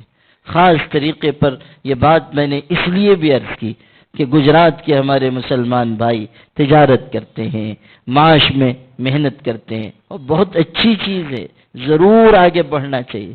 الحمدللہ یہاں کے علماء کو بھی تجارت کا ذوق ہے، عام لوگوں کو بھی تجارت کا ذوق ہے، بہت اچھا ہے، لیکن خدا کے لیے معاملات کو صاف رکھنے کی عادت ڈالیے، ورنہ نمازیں، ذکر و تلاوت یہ سب ایک طرف رہ جائے گا اور معاملات کی خرابی آپ کو جہنم کے دہانے تک پہنچا دے گی۔ معاملات صاف رکھیے، معاملات میں کھڑے رہیے اور پورے دین پر عمل کیجیے۔ جہاں سے میں نے بات شروع کی تھی، پورے دین پر عمل کیجیے، اور پورے دین میں یہ بات بھی داخل ہے کہ اپنی اولاد کی بہترین تربیت کیجیے۔ خود تو دیندار بنیے، خود تو پرہیزگار بنیے، لیکن ساتھ میں اپنی اولاد کو دیندار اور پرہیزگار بنانے کی محنت کیجیے۔ بچپن سے ان کے دل میں توحید کی عظمت، ایمان کی قدر و قیمت بٹھائیے۔ یہ افسوسناک منظر جو آج ہم کو اس ملک میں دیکھنے کو مل رہا ہے کہ ہماری بیٹیاں، ہماری بہنیں، ہماری بچیاں مرتد ہو رہی ہیں، ایمان سے نکل رہی ہیں، غیروں کے ساتھ جا رہی ہیں، اور اتنی بغاوت ان میں آ گئی کہ کتنے واقعات میرے علم میں ہیں۔ پورے ملک میں جاتا ہوں، ہر جگہ کی کارگزاری میں مشتق آتی ہے۔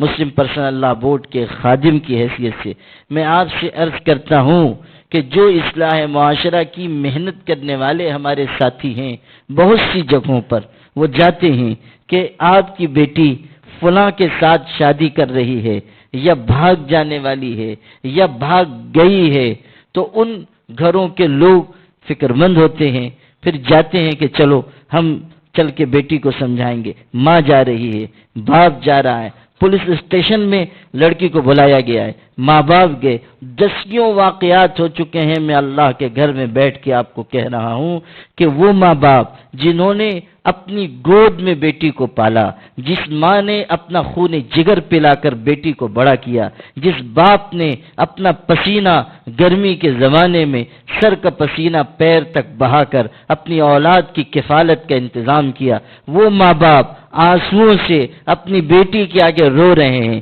کہ بیٹی گھر چل، بیٹی ارتداد کے راستے پہ نہ جا، کفر و شرک کے راستے پہ نہ جا، غیروں کے گھر نہ جا، لیکن وہ بیٹی ہے کہ جھڑک کر کہتی ہے کہ میں تمہارے ساتھ نہیں جاؤں گی، میں اسی کے ساتھ جاؤں گی۔ یہ بغاوت ہماری اولاد میں آ گئی، یہ سرکشی ہماری اولاد میں آ گئی۔ ایک معاملہ تو کورٹ میں پیش ہوا، لڑکی کو لایا گیا، ماں موجود ہے، باپ بھی موجود ہے، ماں باپ دونوں رو رہے ہیں، وہ کورٹ میں کٹہرے میں کھڑی ہے، جج پوچھتا ہے کہ تم اس کے ساتھ جانا چاہو گی یا اپنے ماں باپ کے ساتھ جانا چاہو گی؟ تو وہ بھرے کورٹ میں اپنے ماں باپ کے بارے میں کہہ رہی ہے کہ یہ میرے ماں باپ تو ظالم ہیں، میں ان کے ساتھ کیوں جاؤں گی، میں تو اس کے ساتھ جاؤں گی۔ ماں باپ کو ظالم ٹھہرا رہی ہے، ماں باپ کی طرف اشارہ کر کے کہہ رہی ہے کہ یہ ظالم ہیں۔ اس کا اتنا صدمہ ہوا کہ باپ کورٹ ہی میں اس کو ہارٹ اٹیک ہو گیا اور اس کا انتقال ہو گیا۔ ظاہر ہے کہ اپنی اولاد، اپنی گود میں پالی ہوئی اولاد کی زبان سے بھرے مجمع میں یہ سننا آسان بات نہیں ہے کہ میرے ماں باپ ظالم ہیں۔ لوگوں، ماں باپ کتنی محنت سے اور کتنی مشقت سے اپنی اولاد کو پالتے ہیں، کون اس کا اندازہ کر سکتا ہے؟ وہ اپنے منہ کا نوالا اپنی اولاد کو کھلاتے ہیں، وہ پیٹ کاٹ کاٹ کر اپنی اولاد کو بڑا کرتے ہیں، ماں خون جگر پلا پلا کر بڑا کرتی ہے، اپنی جان، اپنی زندگی داؤ پر لگا کر اپنی اولاد کو جنم دیتی ہے۔ ماں رات کے اندھیرے میں، دن کے اجالے میں اپنی اولاد کے خاطر کتنی مشقت سہتی ہے۔ ماں باپ کی قربانی معمولی قربانی نہیں ہے، اسی لیے اللہ نے اپنے پاک کلام میں اللہ اس کے رسول کے بعد سب سے بڑا حق ماں باپ کا بتایا ہے۔ اسی لیے تو حضور تاکید کر رہے ہیں کہ سب سے بڑا حق دنیا میں اگر کسی کا انسان پر ہے تو اس کی ماں کا حق ہے۔ پھر پوچھا گیا تو فرما رہے ہیں ماں کا حق ہے، پھر پوچھا گیا تو فرما رہے ہیں ماں کا حق ہے۔ کیوں؟ اس لیے کہ وہ مشقت جھیلتی ہے، وہ پریشانی جھیلتی ہے، وہ اپنی اولاد کی خاطر کیا نہیں کرتی ہے۔ ماں باپ آسانی سے اولاد کو بڑا نہیں کرتے۔ ماں باپ کے دل سے پوچھئے کہ اولاد کے پیر کے تلوے میں کانٹا چبھتا ہے، اس کی کسک وہ اپنے دل میں محسوس کرتے ہیں۔ دنیا میں سب سے زیادہ بے لوث محبت اگر کوئی کرتا ہے تو وہ ماں باپ ہیں، اور ماں باپ میں بھی باپ کے مقابلے میں ماں زیادہ محبتیں نچھاور کرتی ہے اور کتنی قربانی دیتی ہے۔ ابن عمر رضی اللہ تعالیٰ نے دیکھا تھا ایک شخص اپنی بوڑھی ماں کو ایک ٹوکری میں رکھ کر طواف کرا رہا ہے، ضعیف، کمزور، نابینا ہے۔ حیرت ہوئی، کچھ دیر کے بعد وہ شخص آیا انہی کے پاس، یہ تو بہت بڑے صحابی تھے، صاحب علم۔ اس نے آ کر کہا کہ یہ میری ماں ہے، فلاں علاقے سے لے کر آیا ہوں، غریب ہوں، سواری کا انتظام نہیں تھا، ماں کو حج کرنا تھا، کمزور ہو گئی ہے، ٹوکری میں اٹھا کر لایا ہوں، ایسی سخت گرم زمینوں سے گزرا ہوں کہ جہاں اگر چنے ڈال دیے جاتے تو وہ بھن اٹھتے، لیکن ماں کو لے کر آیا، پیدل حج کرایا، اب آخری طواف کر رہا تھا، واپس جانا ہے، پتہ نہیں گھر پہنچنے تک ماں زندہ رہے گی کہ نہیں۔ میں نے ماں کی جو خدمت میں کر سکتا تھا وہ کی ہے، آپ بتائیے کہ کیا میں نے اپنی ماں کا حق ادا کر دیا؟ تو ابن عمر ان کی اس خدمت سے بہت متاثر ہوئے، آنکھوں میں نمی بھی آ گئی، لیکن ارشاد فرمایا کہ بیٹا تو نے ماں کی خدمت تو بہت بڑی کی، حسن سلوک تو بہترین کیا، لیکن جہاں تک حق ادا کرنے کی بات ہے تو تیری ماں جب تجھ کو جنم دے رہی تھی اس وقت جو آہیں اس کے منہ سے نکل رہی تھیں، ابھی تو نے اس میں سے کسی ایک آہ اور کراہ کا حق بھی ادا نہیں کیا۔ مقام ماں کا بہت اونچا ہے، قربانی اس کی بہت اونچی ہے۔ ماں باپ کتنے محنت کے ساتھ اپنی اولاد کو پروان چڑھاتے ہیں، لیکن وہی اولاد آگے چل کر کیا سلوک اپنے ماں باپ کے ساتھ کر رہی ہے۔ ہمارے جوان بھی ہیں یہاں، میں بہت درد سے کہتا ہوں، مجھ تک لوگ آتے ہیں، خانقاہ میں بیٹھتا ہوں، دسیوں لوگ اپنے مسائل لے کر آتے ہیں، مرد بھی آتے ہیں، عورتیں بھی آتی ہیں، عورتیں لمبے چوڑے خط لکھ کر دیتی ہیں، پڑھ کر کلیجہ منہ کو آتا ہے کہ آج کے زمانے میں اولاد اپنے ماں باپ کے ساتھ کیسا سلوک کر رہی ہے۔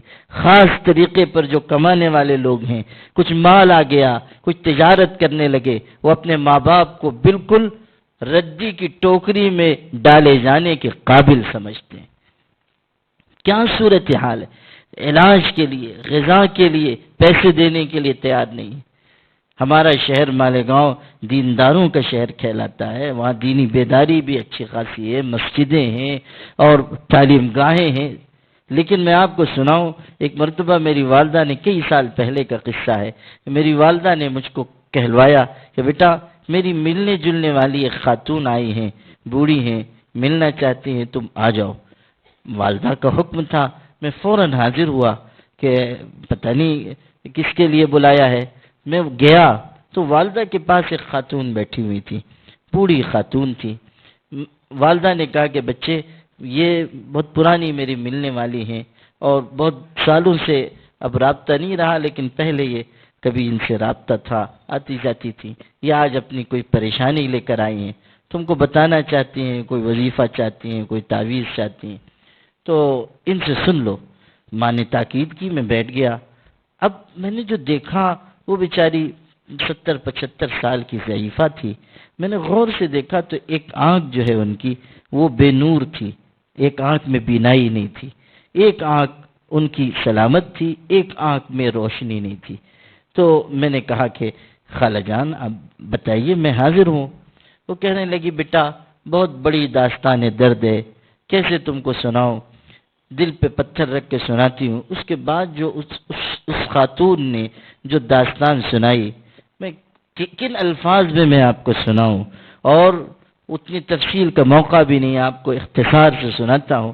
نچوڑ اس کا یہ تھا کہ اس ضعیفہ نے کہا کہ میرے 4 جوان بیٹے ہیں، میرے شوہر یعنی ان بچوں کے باپ فالج زدہ ہیں، بستر پر ہیں، اور ان کی ساری خدمت مجھ کو اس عمر میں کرنی پڑتی ہے۔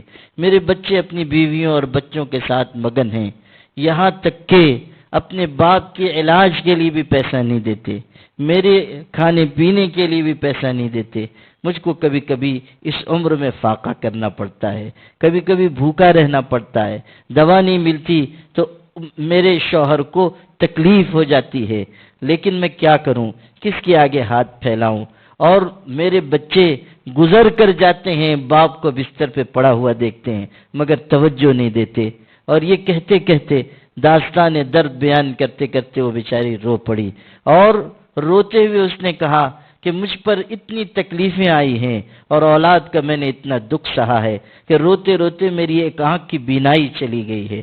اور جب وہ اس وقت رونے لگی تو میں نے دیکھا کہ اس کی ایک آنکھ سے آنسو گرتے تھے، ایک آنکھ بے نور تھی، اس میں کوئی تاثر بھی نہیں ظاہر ہوتا تھا۔ میں آپ سے عرض نہیں کر سکتا کہ اس دن میری کیا کیفیت ہوئی، اور میں آج بھی جب یہ واقعہ بیان کرتا ہوں تو اپنے آنسوؤں پہ قابو نہیں رکھ پاتا کہ جس امت میں، جس قوم میں ایسے لوگ ہوں کہ جو اپنی بوڑھی ماں کو اتنا ستائیں کہ اس روتے روتے اس کی ایک آنکھ کی روشنی چلی جائے، اور وہ اتنے داستان درد بیان کرتے کرتے بلک بلک کر رونے لگے، اس امت پر کیسے اللہ کی رحمت آئے گی، اس امت کو کیسے نوازا جائے گا۔ 4 جوان بچے ہیں، باپ کے علاج کے لیے ان کے پاس پیسے نہیں، ماں کی غذا کے لیے ان کے پاس پیسے نہیں۔ یہ کیسی داستان درد ہے، اور یہ کیسا المیہ ہے ہمارے معاشرے کا کہ ایک بوڑھی ضعیف کمزور ماں اپنے فالج زدہ بیمار شوہر کی خدمت کرنے کے لیے مجبور ہے، اور جوان بچے اپنی دنیا میں مگن ہیں۔ یاد رکھیے گا یہ دین کے خلاف، شریعت کے خلاف، انسانیت کے خلاف، مروت کے خلاف ہے۔ ہمارا تو یہ فرض ہے کہ ہم اپنے بوڑھے ماں باپ کو اپنے لیے باعث رحمت سمجھیں، ہم ان کے آگے پیچھے رہیں کہ ابو آپ میرے لیے دعا کر دیجئے، امی آپ میرے لیے دعا کر دیجئے۔ افسوس ہے کہ ہم ماں باپ سے دعائیں نہیں لے رہے ہیں، اور بزرگ آ رہے ہیں، کوئی عالم آ رہے ہیں تو ان سے کہہ رہے ہیں حضرت دعا کر دیجئے، آپ ولی ہیں آپ دعا کر دیجئے۔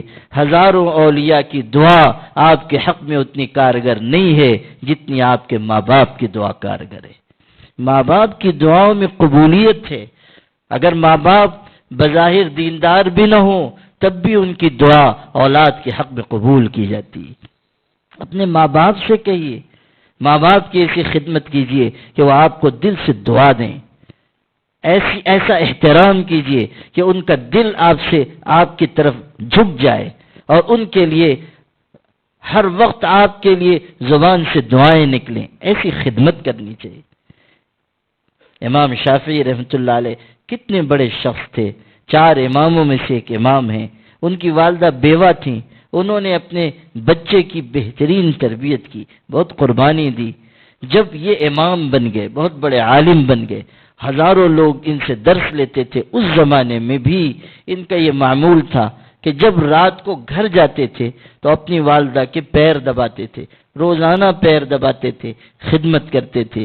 ایک دن پیر دباتے دباتے اپنی والدہ کے قدموں پہ جھک گئے اور والدہ کے پیر کے تلوے چومنے لگے، تو ماں نے قدم پیچھے کھینچ لیے اور کہا کہ بیٹا محمد نام تھا ان کا، کہا بیٹا محمد تو اگرچہ کہ میری اولاد ہے لیکن تو بہت بڑا عالم ہے، تو بہت بڑا امام ہے، میں تو بہت کم پڑھی لکھی عورت ہوں، گنہگار ہوں، تو میرے پیروں کو چوم کر مجھ کو اور گنہگار نہ کر، تو بہت اونچے مقام کا ہے، تیرا علم بہت گہرا ہے، دنیا تیرے علم کی شیدائی ہے۔ ماں نے جب یہ کہا تو امام شافعی رونے لگے۔ انہوں نے کہا امی جان آپ مجھ کو اس سعادت سے محروم نہ کیجیے، میں آپ کے پیر نہیں چومتا، میں تو اللہ کی بنائی ہوئی جنت کی چوکھٹ کو بوسہ دیتا ہوں۔ یہ امام وقت ہے، ان کو اندازہ ہے کہ ماں باپ کیا چیز ہے۔ میرے بھائیوں، میں یہ سکھانا چاہتا تھا کہ ہم معاملات میں، معاشرت میں بہترین راستے پر چلیں۔ یہ جو بغاوت ہمارے نسلوں میں آ رہی ہے، یہ جو سرکشی آ رہی ہے، یہ اس پورے معاشرے کی تباہی کا ذریعہ ہے۔ پورا معاشرہ برباد ہو جائے گا، پورا معاشرہ اللہ کی نگاہ رحمت سے محروم ہو جائے گا۔ اپنے گھر کی زندگی اچھی بنائیے، اور اس حقیقت کو بھی سمجھیے کہ اگر ماں باپ اپنی اولاد کی تربیت کے سلسلے میں کمی کریں گے تو پھر اولاد سرکشی کے راستے پر جائے گی۔ دونوں طرف کمی ہے، صرف یہ نہیں کہ اولاد میں کمی، بعض جگہ تو اولاد سرکش ہو جاتی ہے، ماں باپ کی کوششوں کے باوجود غلط راستے پہ چلی جاتی ہے، لیکن بہت سی جگہوں پر ماں باپ بھی لاپرواہی برتتے ہیں، اولاد کی تعلیم تربیت پر دھیان نہیں، بچیوں کے پردہ داری پر دھیان نہیں۔ کیسی افسوسناک صورتحال ہے کہ ایک بہن اپنے بھائی کے سامنے ایسا لباس پہن کر آ رہی ہے کہ جو لباس اس کے لیے بے حیائی اور بے پردگی کا سبب ہے، لیکن بھائی نہیں ٹوکتا۔ کوئی باپ کے سامنے بیٹی آ رہی ہے، باپ نہیں ٹوک رہا ہے۔ شوہر کے سامنے بیوی آ رہی ہے کہ باہر جا رہی ہے گھر کے ایسے لباس میں جو انتہائی نامناسب ہے، وہ نہیں ٹوک رہا ہے۔ یہ جو چست لباس پہنے جا رہے ہیں، بے آستین کے کپڑے پہنے جا رہے ہیں، یہ جو فیشن کے کپڑے استعمال کیے جا رہے ہیں، یہ جو فیشن کے برقعے استعمال کیے جا رہے ہیں، یہ سب مرد دیکھ رہے ہیں اور نظر انداز کر رہے ہیں، تب تو آگے چل کر ایسے واقعات پیش آ رہے ہیں کہ انسان اس پر افسوس کرنے کے لیے پھر الفاظ بھی نہیں پا پاتا ہے۔ غور کر لیجئے کہ کیسی بے دینی اور بے حیائی ہمارے گھروں میں آ رہی، کیوں ہم تربیت پر توجہ نہیں دیتے؟ بچیوں کو آپ ضرور پڑھائیے، ضرور آپ تعلیم دلائیے، لیکن کیا صرف ان کو عصری تعلیم دلا کر آپ اپنے فرض سے بری ہو گئے؟ ان کو دین کون سکھائے گا؟ اللہ اس کے رسول سے محبت کون سکھائے گا؟ ایمان کی عظمت کون سکھائے گا؟ یہ ایمان کی قدر و قیمت نہ سکھانے کا نقصان ہم دیکھ رہے ہیں۔ کہ اس طرح ایمان کو چھوڑ کر بچیاں جا رہی ہیں گویا کہ ناک پر مکھی بیٹھی تھی اس کو اڑا دیا۔ بہت تیزی سے ارتداد کی لہر ہمارے معاشرے میں آئی ہے۔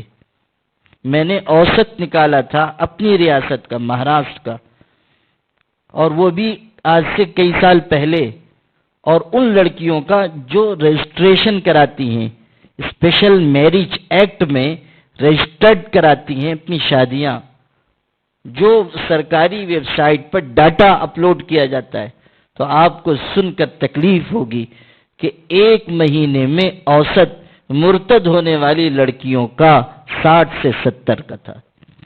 ایک ریاست میں جو رجسٹرڈ شادیاں ہو رہی ہیں مسلمان لڑکیوں کی غیروں کے ساتھ، اس کے یہ اعداد و شمار بتا رہا ہوں۔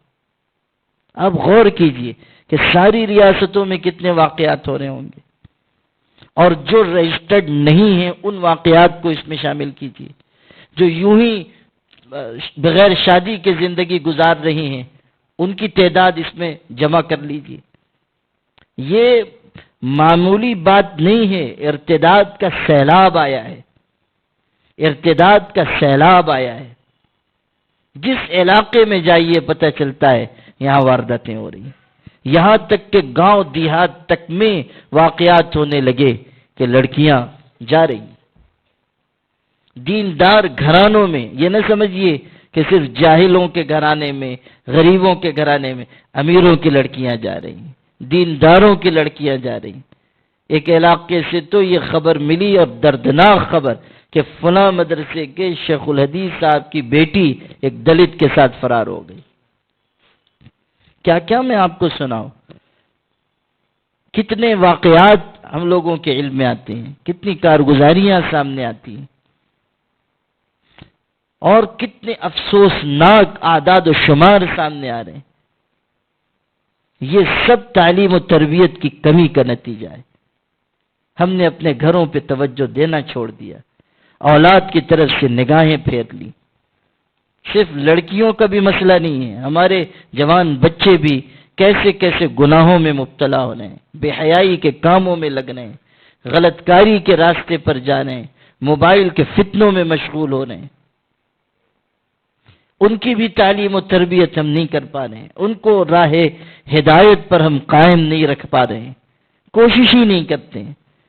کون لوگ ہیں جو روزانہ اپنے بچوں کو لے کر بیٹھیں اور ان کو دین سکھائیں، ان سے احتساب کریں کہ آج تم نے کتنی نمازیں پڑھی، کتنے پارے کی تلاوت کی، تم نے آج کتنا ذکر کیا، تم نے آج غریبوں کی کتنی خدمت کی، تم نے آج لوگوں کے ساتھ کیا حسن سلوک کیا۔ کون ہم میں سے پوچھتا ہے؟ ہم نے اپنی طرف سے تربیت کے دروازے بند کر دیے، اور ہم یہ سمجھ رہے ہیں کہ ہمارے بچے خود بخود تربیت پالیں گے۔ یاد رکھیے گا، یہ ہماری بہت بڑی خوش فہمی ہے۔ ہر ماں باپ کی ذمہ داری ہے کہ وہ اپنی اولاد کی اچھی سے اچھی تربیت کرنے کی فکر کرے، بہتر سے بہتر تربیت کرنے کی فکر کرے، اور اس کی چند تدبیریں میں عرض کرتا ہوں۔ سب سے پہلی چیز تو یہ ہے کہ آپ اپنا عملی نمونہ اولاد کے سامنے پیش کریں۔ عملی نصیحت سے بڑھ کر کوئی نصیحت نہیں ہوتی، اس کو یاد رکھیے۔ عملی نصیحت سے بڑھ کر کوئی نصیحت نہیں ہوتی۔ اگر آپ کے بچے دیکھیں گے کہ میرے والد 5 وقتہ نمازی ہیں، تہجد میں اٹھتے ہیں، روز تلاوت کرتے ہیں، غریبوں کی خدمت کرتے ہیں، اللہ والوں کے پاس جاتے ہیں، لوگوں کے ساتھ ان کا معاملہ بہت اچھا ہے، رویہ ان کا بہترین ہے، خوش اخلاقی ان کے اندر ہے، گھر والوں کے ساتھ ان کا رویہ مہربانی کا ہے، تو خود بخود یہ کیفیت ان کے اندر آئے گی کہ میرے والد کرتے ہیں وہ مجھے بھی کرنا چاہیے، وہ نماز پڑھتے ہیں مجھے بھی پڑھنی چاہیے، وہ تلاوت کرتے ہیں مجھے بھی کرنی چاہیے، وہ ذکر کرتے ہیں مجھے بھی کرنا چاہیے۔ جیسا بچے آپ کو کرتا دیکھیں گے ویسے ہی وہ بھی کریں گے۔ ہم لوگوں کے پاس، پیروں کے پاس لوگ آتے ہیں نا بچوں کی شکایتیں لے کر۔ دنیا میں 2 قبیلے ایسے ہیں جن کے پاس لوگ اپنی پریشانیاں ہی لے کر جاتے ہیں۔ ایک پیروں کا قبیلہ، دوسرے وکیلوں کا قبیلہ. جو آئے گا وہ پریشانی لے کر آئے گا. پیر صاحب سے تعویذ لینی ہے، وکیل صاحب سے مقدمہ لڑوانا ہے، تو وہاں جو آئے گا وہ پریشانی لے کر آئے گا. تو ہم لوگوں کے پاس بھی جو لوگ آتے ہیں وہ بسا اوقات تو لوگ کہتے بھی ہیں، لوگ آتے ہیں، میں پوچھتا ہوں خیریت ہے تو کہتے ہیں خیریت نہیں ہے تبھی تو آپ کے پاس آئے ہیں. بڑے ایماندار سچے لوگ ہیں، وہ صاف کہتے ہیں کہ خیریت نہیں ہے تبھی تو آپ کے پاس آئے ہیں. یعنی اگر خیریت رہے گی تو ہم لوگوں کے پاس نہیں آئیں گے. آج کل تو لوگوں نے پیروں کا یہی تصور بنا لیا ہے نا کہ بھینس دودھ کم دیتی ہے تو چلیے تعویذ لیں گے، اور دکان نہیں چل رہی ہے تو تعویذ لیں گے. اچھا، عجیب عجیب لوگ آتے ہیں. بعض لوگ تو میرے پاس آتے ہیں تو کہتے ہیں کہ حضرت میری دکان فلاں جگہ پر ہے اور بہترین میری دکان چلتی تھی، لیکن میری دکان سے 3 دکان چھوڑ کر جو چوتھی دکان والا ہے وہ بہت ہی کمبخت قسم کا ہے، مردود. الفاظ اور ذرا سلیقے کے استعمال کرتے ہیں، لیکن وہ میں استعمال کروں گا تو آپ لوگ مجھ کو زندہ سلامت احمد آباد سے جانے نہیں دیں گے. تو وہ اپنے اعتبار سے بیان کرتے ہیں کہ وہ بہت ہی خراب قسم کا آدمی ہے اور وہ صرف علم کرواتا ہے اور اسی نے میری دکان پہ جادو کیا ہے اور روزی کی بندش کر دی ہے. اب آپ کوئی تعویذ دے دیجئے. اور تعویذ بھی ایسا ویسا نہیں ہے، وہ کہتے ہیں تعویذ اسپیشل تعویذ دے دیجئے. اسپیشل تعویذ کا مطلب یہ ہے کہ رات کو جو حضرت جبریل دے کے گئے ہوں والا تعویذ دے دیجئے. اور اس کے بعد کیا؟ ارے بھائی جب تم کو اتنی تفصیل معلوم ہے کہ کس نے جادو کیا ہے، کیسے جادو کیا ہے، کس کنویں میں الٹا لٹک کے جادو کیا ہے، تو پھر مجھ تک آنے کی کیا ضرورت ہے؟ جب یہاں تک پہنچ چکے ہو تو علاج بھی خود ہی کر لو. پوری تفصیل بتاتے ہیں. کیسے معلوم ہو گیا آپ کو کہ فلاں نے جادو کیا ہے، فلاں نے روزی کی بندش کر دی ہے؟ اللہ کے بندو، یہ سوچو کہ ہو سکتا ہے میری دکان پر کوئی فقیر آیا ہو اور میں نے اس کو جھڑک دیا ہو، اس لیے اللہ نے میری روزی تنگ کر دی ہے. میں نے کسی وقت ماں باپ کی نافرمانی کی ہو، اس وجہ سے اللہ نے میری دکان کی روزی روک لی ہو. اپنی غلطیوں پر نگاہ جانی چاہیے، نہ یہ کہ انسان یہ سمجھے کہ فلاں نے جادو کر دیا اور فلاں نے جادو کر دیا. تو لوگ جو ہیں وہ آتے ہیں تو تفصیلات بتاتے ہیں، اپنے مسائل بتاتے ہیں، اپنی دشواریاں بتاتے ہیں، اور یہ بھی کہ ہماری اولاد موبائل بہت استعمال کرنے لگی. بعض لوگ آتے ہیں یہ پریشانی بتاتے ہیں کہ وہ 8 گھنٹے موبائل میں رہتا ہے، 9 گھنٹے موبائل میں رہتا ہے. ایک مرتبہ تو بمبئی سے ایک خاتون آئی، انہوں نے پرچی لکھ کر مجھ کو دی تھی، آج تک مجھ کو نہیں بھولتی. انہوں نے لکھ کر دیا کہ میرا بیٹا انجینئر تھا، فلاں کمپنی میں اس کی اتنی ملازمت تھی، اتنے ہزار، بہت اچھی تنخواہ تھی اس کی، اتنے ہزار تنخواہ پاتا تھا، لیکن موبائل میں گیم کھیلنے کی لت لگ گئی. کوئی 3 پتی گیم ہوتا ہے وہ کھیلنے لگا اور اتنا جنون اس پر سوار ہوا، اتنا اس میں مشغول ہوا کہ ملازمت چھوٹ گئی، یہاں تک کہ بیوی کو طلاق دے دی اور گھر بھی برباد، ملازمت بھی برباد، اور اب صحت بھی برباد ہونے لگی. کہتی تھی کہ 24 گھنٹے اسی میں لگا رہتا ہے، صحت گر رہی ہے، آپ کوئی تعویذ دے دیجئے. ایسا جنون لوگوں کو ہو رہا ہے. جو آپ کو سنانا تھا، اصل بات جو سمجھانی تھی وہ یہ کہ یہ جو ہم شکایت کرتے ہیں عموماً کہ ہمارے بچے موبائل بہت استعمال کرتے ہیں، تو کبھی آپ نے غور کیا کہ یہ موبائل کے زیادہ استعمال کی لت انہوں نے کس سے سیکھی ہے؟ بازو والوں سے سیکھی ہے، دوستوں سے سیکھی ہے، یا آپ کو دیکھا کہ آپ زیادہ موبائل چلاتے ہیں تو وہ بھی چلانے لگے؟ غور کر لیجیے. کچھ بات سمجھ میں آ رہی ہے احمد آباد کے لوگوں؟ غور کر لو نا کہ بھئی کہاں سے یہ عادت لگی ہے. بچہ جب دیکھے گا کہ امی جان بھی منہ میرا موبائل شریف کی طرف، ابو جان بھی منہ میرا موبائل شریف کی طرف، خالو جان بھی منہ میرا موبائل شریف کی طرف، خالہ جان بھی منہ میرا موبائل شریف کی طرف، چچی جان بھی منہ میرا موبائل شریف کی طرف، ماں 6 زائد تکبیرات کے. تو ظاہر ہے کہ پھر وہ بھی وہی کام کرے گا. وہ سب کو دیکھ رہا ہے کہ تو سمجھے گا کہ موبائل تو کوئی بہت اچھی چیز ہے نا. جب ہی ابو بھی لگے ہیں، امی بھی لگی ہیں، چچی بھی لگی ہیں، بھائی جان بھی لگے ہیں، چچی جان بھی لگی ہیں، تو پھر وہ عادت اس کے اندر آئے گی. میں نے اللہ کے فضل و کرم سے بہت مطالعہ کیا، بہت کتابیں پڑھی، بہت شوق سے کتابیں پڑھی، اور اللہ کا کرم ہے کہ اس کا فائدہ میں محسوس کرتا ہوں. آج سے میں مسجد میں بیٹھ کر کہتا ہوں کہ یہ عادت مجھ کو لگی میرے والد رحمۃ اللہ علیہ کو دیکھ کر. میں دیکھتا تھا کہ آدھی رات کو بھی وہ کتاب پڑھ رہے ہیں، دن میں بھی وقت مل رہا ہے تو وہ کتاب پڑھ رہے ہیں. تھوڑی سی فرصت ملی اور وہ کتاب کے مطالعے میں اچھی اچھی کتابیں خرید کر لاتے تھے. میرے والد زیادہ حیثیت ان کی نہیں تھی، غریب تھے، صرف مدرسے کی تنخواہ پر گزر بسر ہوتی تھی، اور میرے والد بہت ہی صاحب قناعت تھے. اور مجھ کو اچھی طرح یاد ہے کہ میرے بچپن میں والد صاحب رحمۃ اللہ علیہ قسطوں پر کتاب خریدتے تھے، قسطوں پر.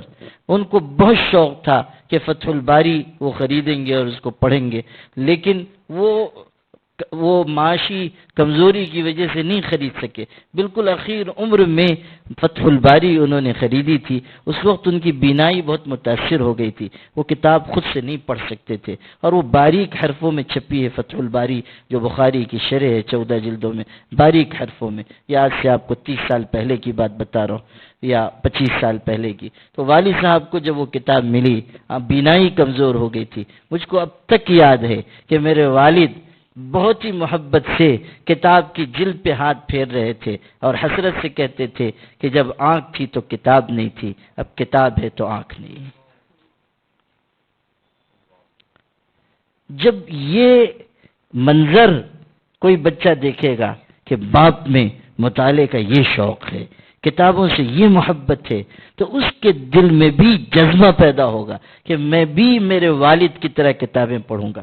اچھا ہوا یہ کہ میرے والد اس وقت انتقال کر گئے جب میں 10 سال کا تھا، تو میری نگاہ میں وہ منظر رچ بس گئے جو میں نے میرے والد کو پڑھتے ہوئے دیکھا. تو خود بخود وہ شوق منتقل ہوا اور پڑھنا شروع کیا تو پڑھتا چلا گیا، اور اتنا پڑھا کہ اللہ کے فضل و کرم سے کچھ کسی نہ کسی درجے میں علم سے مناسبت پیدا ہو گئی.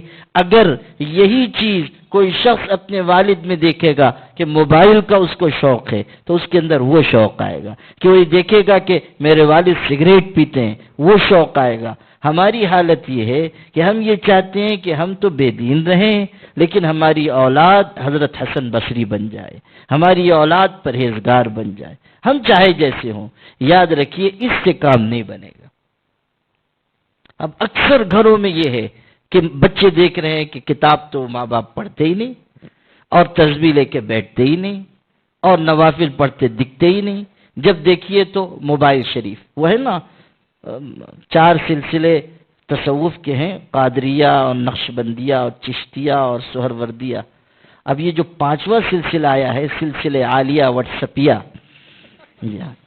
یہ سب سے بڑا سلسلہ ہے، پوری دنیا میں پھیلا ہوا ہے، اور زیادہ تر لوگ اسی سلسلے میں بیعت ہیں، اور زیادہ تر اسی میں خلافتیں بھی حاصل ہیں.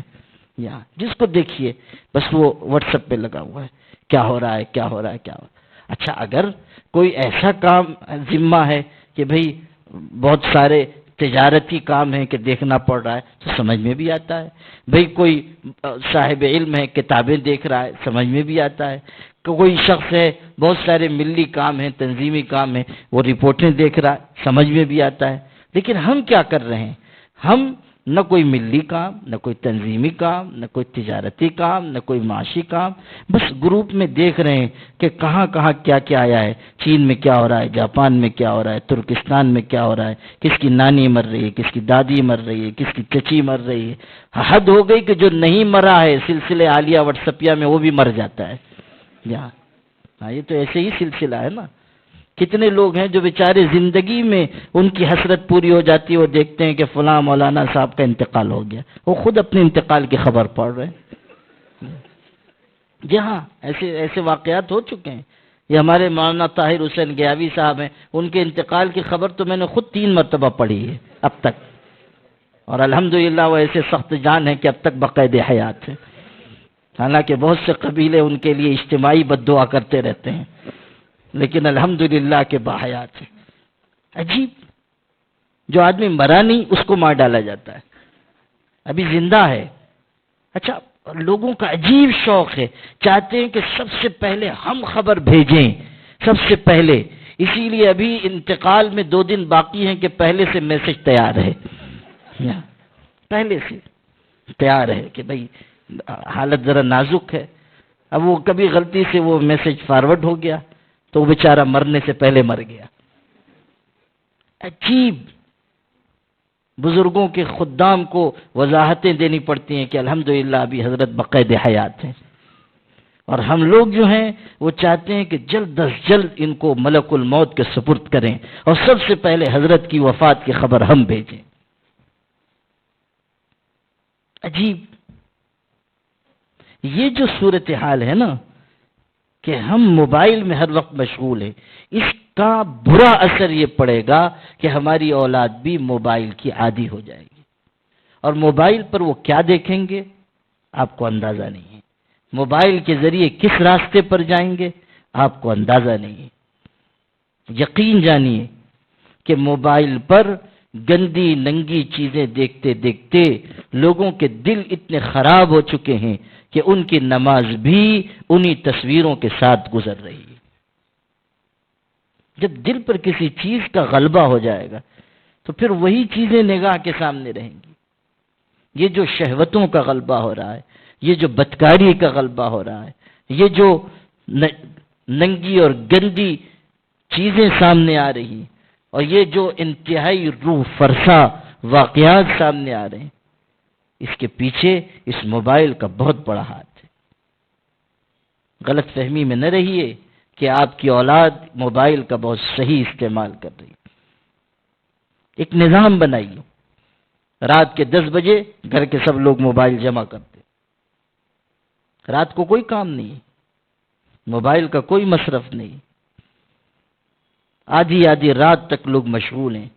میرے والد صاحب کی بات مجھ کو نہیں بھولتی، وہ اپنے دور میں کہتے تھے، آج سے 25-30 سال پہلے، وہ فرماتے تھے کہ یہ امت، ان کے زمانے میں موبائل نہیں تھا، وہ کہتے تھے کہ یہ امت رات کو ٹی وی دیکھ کر گنہگار ہو کر سوتی ہے، اور صبح نماز فجر قضا کر کے گنہگار ہو کر اٹھتی ہے۔ امت کا سونا بھی گناہ پر ہے اور امت کا جاگنا بھی گناہ پر ہے، اور جب امت کا سونا اور جاگنا دونوں گناہ پر ہو تو پھر اللہ کی رحمت اس امت کو کیسے ملے گی؟ غور کر لیجئے، ان کے زمانے میں تو ٹی وی تھا، اب تو موبائل آ گیا ہے، آدھی آدھی رات تک لوگ لگے ہوئے ہیں، اور دل تباہ ہو رہے ہیں، اور ذہن تباہ ہو رہے ہیں، دماغ تباہ ہو رہے ہیں، صلاحیتیں برباد ہو رہی ہیں، علم والوں کا علم برباد ہو رہا ہے، صالحیت والوں کی صالحیت ضائع ہو رہی ہے۔ جو نوافل پڑھتے تھے، تلاوت کرتے تھے، ذکر کرتے تھے، وہ سارا وقت موبائل کے پیٹ میں جا رہا ہے۔ کیا راستہ ہم نے چن لیا؟ تو سب سے پہلی اور بنیادی بات یہ ہے کہ اپنی اولاد کی تربیت کے لیے عملی نمونہ پیش کیجیے، عملی نمونہ، نماز پڑھ کر، تہجد کی پابندی کر کے۔ میرے والد صاحب رحمۃ اللہ علیہ پڑھاتے تھے، دن میں بھی پڑھاتے تھے، پھر دوپہر کے وقت بھی بخاری شریف پڑھاتے تھے، 2 مدرسوں میں بخاری کا درس دیتے تھے، پھر رات کو ڈاکٹروں کو اور اعلیٰ تعلیم یافتہ لوگوں کو پڑھاتے تھے، اور بہت دیر سے ان کو سونے کا موقع ملتا تھا، لیکن تہجد میں پابندی سے وہ جاگتے تھے، اور کبھی میں نے اور نہ مجھ سے بڑے بھائیوں بہنوں نے فجر کے بعد ان کو سوتا دیکھا۔ بہت تھوڑی نیند ہوتی تھی، اور بہت اپنے حالات کو وہ چھپانے کے بھی عادی تھے، لیکن اپنی وفات سے 2-3 دن پہلے میری بہن، بڑی بہن، ان کے پیر دبا رہی تھی، تکلیف تھی، اور بار بار ان کے پیر کے انگوٹھے میں تکلیف ہوتی تھی، سوئیوں کی طرح کوئی چیز چبھنے لگ جاتی تھی۔ تو وفات سے صرف 2-3 دن پہلے میری بڑی بہن ان کے پیر دبا رہی تھی، اور انہوں نے کہا کہ بیٹی ذرا انگوٹھے کو دبانا، چبھن ہو رہی، سوزش ہو رہی۔ تو کئی دفعہ ہو چکا تھا، تو بہن نے کہا کہ ابو آپ کو بار بار انگوٹھے میں کیوں تکلیف ہوتی، اور کیوں ایسی سوئیوں کی طرح تکلیف ہوتی؟ تو اس دن میرے والد نے کہا کہ بیٹی اصل میں بات یہ ہے کہ میں بکثرت پڑھتا پڑھاتا رہا اور رات کو دیر سے سوتا تھا، تہجد میں کبھی نیند نہیں کھلتی تھی تو بعض جنات میرا انگوٹھا پکڑ کے ہلا دیتے تھے، تو ان کے جو ہاتھ کا لمس تھا وہ آج مجھ کو تکلیف دیتا ہے، ہاتھ کا جو لمس تھا وہ تکلیف دیتا ہے۔ یہ چیز سمجھنے کی ہے کہ جب پابندی کرتا ہوا ماں باپ کو اولاد دیکھے گی تو ان کے اندر بھی پابندی آئے گی۔ تو عملی نصیحت، عملی نمونہ ایک بات۔ دوسری بات، کوئی اچھی تعلیمی تربیتی کتاب روزانہ خود آپ بیٹھ کر پڑھ کر سنائیں، کتنے ہی آپ مشغول ہوں، آپ خود لے کر بچوں کو بیٹھیے، بیوی کو بھی بٹھائیے، اگر 2-4 بیویاں ہوں تو سب کو بٹھا لیجیے۔ جہاں گجرات شریف میں تو ماشاءاللہ کئی ہوتی ہیں، ایسا میں نے مخبروں کی زبانی سنا ہے۔ دروغ برگردن راوی، دروغ برگردن راوی۔ اچھا گجرات میں نہیں یہ ذوق ہے؟ اللہ تعالیٰ آپ سب کو صحیح سمجھ عطا فرمائے۔ بھائی پھر تو یہی دعا دی جا سکتی ہے۔ دیکھیے آپ لوگوں نے چبوترے پہ چن چن کے لوگوں کو بٹھایا ہے، جو نہ صرف یہ کہ سوالوں کا جواب دیں بلکہ آپ کی طرف سے بھرپور دفاع کریں۔ ان سب حضرات کو نذرانہ دینا آپ لوگوں پہ لازم ہے۔ ہاں تو میں یہ عرض کر رہا تھا کہ گھر کے لوگوں کو بٹھائیے، پھر کسی دینی اچھی تعلیمی تربیتی کتاب پڑھ کر سنائیے۔ میرے استاذ گرامی مرتبت شیخ الاسلام حضرت مولانا مفتی محمد تقی عثمانی صاحب کس قدر مشغول انسان ہیں، کتنے بے پناہ علمی مقام کے شخص ہیں، اور ظاہر ہے کہ ان کے خاندان کے لوگ بھی پڑھے لکھے لوگ ہیں، کوئی جاہل لوگ نہیں ہیں، علماء ہیں، ان کی اولادوں میں اور اولاد کی اولاد میں صالحین ہیں، گھرانہ ان کا دینی اعتبار سے ممتاز ہے، لیکن اب بھی ان کے گھر میں یہ معمول ہے کہ کسی دینی کتاب کا مذاکرہ ہوتا ہے، ایک نظام بنایا ہے، اور جب وہ سفر میں نہیں ہوتے ہیں تو خود گھر میں کتاب پڑھ کر سناتے ہیں، کتاب پڑھ کر خود سناتے ہیں تاکہ اہمیت کا اندازہ ہو۔ یہ نہیں کہ بیٹا تم سنا دینا، بیٹی تم سنا دینا، خود پڑھ کر سناتے ہیں۔ حضرت تھانوی رحمۃ اللہ علیہ کے رسائل یا مواعظ عام طریقے پہ سنائے جاتے، وہ خود سناتے ہیں تاکہ بچوں میں یہ اہمیت رہے کہ یہ عمل بہت ضروری ہے، اس کا اہتمام کیجیے۔ تیسری بات، نگرانی رکھیے، بچیوں کو آزاد نہ چھوڑ دیجیے، نگاہ رکھیے، محبت خوب کیجیے، مروت خوب کیجیے، رعایت خوب کیجیے، لیکن نگاہ بھی کڑی رکھیے، نگاہ بھی بھرپور رکھیے، خوش فہمی میں نہ رہیے۔ جہاں کوئی نازیبا بات نظر آئے اولاد کو فوراً ٹوکیے، اچھے انداز میں، سلیقے سے، جھڑک کر نہیں، ایسے نہیں کہ دل ٹوٹ جائے۔ علامہ اقبال کتنے بڑے شخص تھے اور کتنے اونچے مقام تک پہنچے۔ ان کے والد پڑھے لکھے نہیں تھے، البتہ صوفی تھے، وہ نور محمد نام تھا، اور سلسلہ قادریہ میں ان کو خلافت حاصل تھی۔ بلکہ آپ لوگوں کو شاید تعجب ہو یہ سن کر کہ علامہ اقبال نے خود اپنے ایک خط میں یہ بات لکھی ہے کہ میرے والد نے بھی سلسلہ قادریہ میں مجھ کو خلافت دی ہے، مجھ کو اجازت دی ہے، مجھ کو سلسلہ قادریہ میں میرے والد سے اجازت ہے۔ وہ بھی تصوف سے بہت قریب تھے، بزرگوں کے قدرداں تھے، تو کہا کہ میرے والد نے مجھ کو خلافت دی۔ والد ان کے بے پڑھے لکھے تھے، لیکن تربیت کیسی زبردست کی، اپنے بچے کو کس طرح انہوں نے پروان چڑھایا۔ 2 باتیں بتاتا ہوں ان کی، ایک تو غلطی پر تنبیہ کیسے کی، اور دوسرے یہ کہ کیسے تعلیم دی۔ 2 باتیں سناتا ہوں۔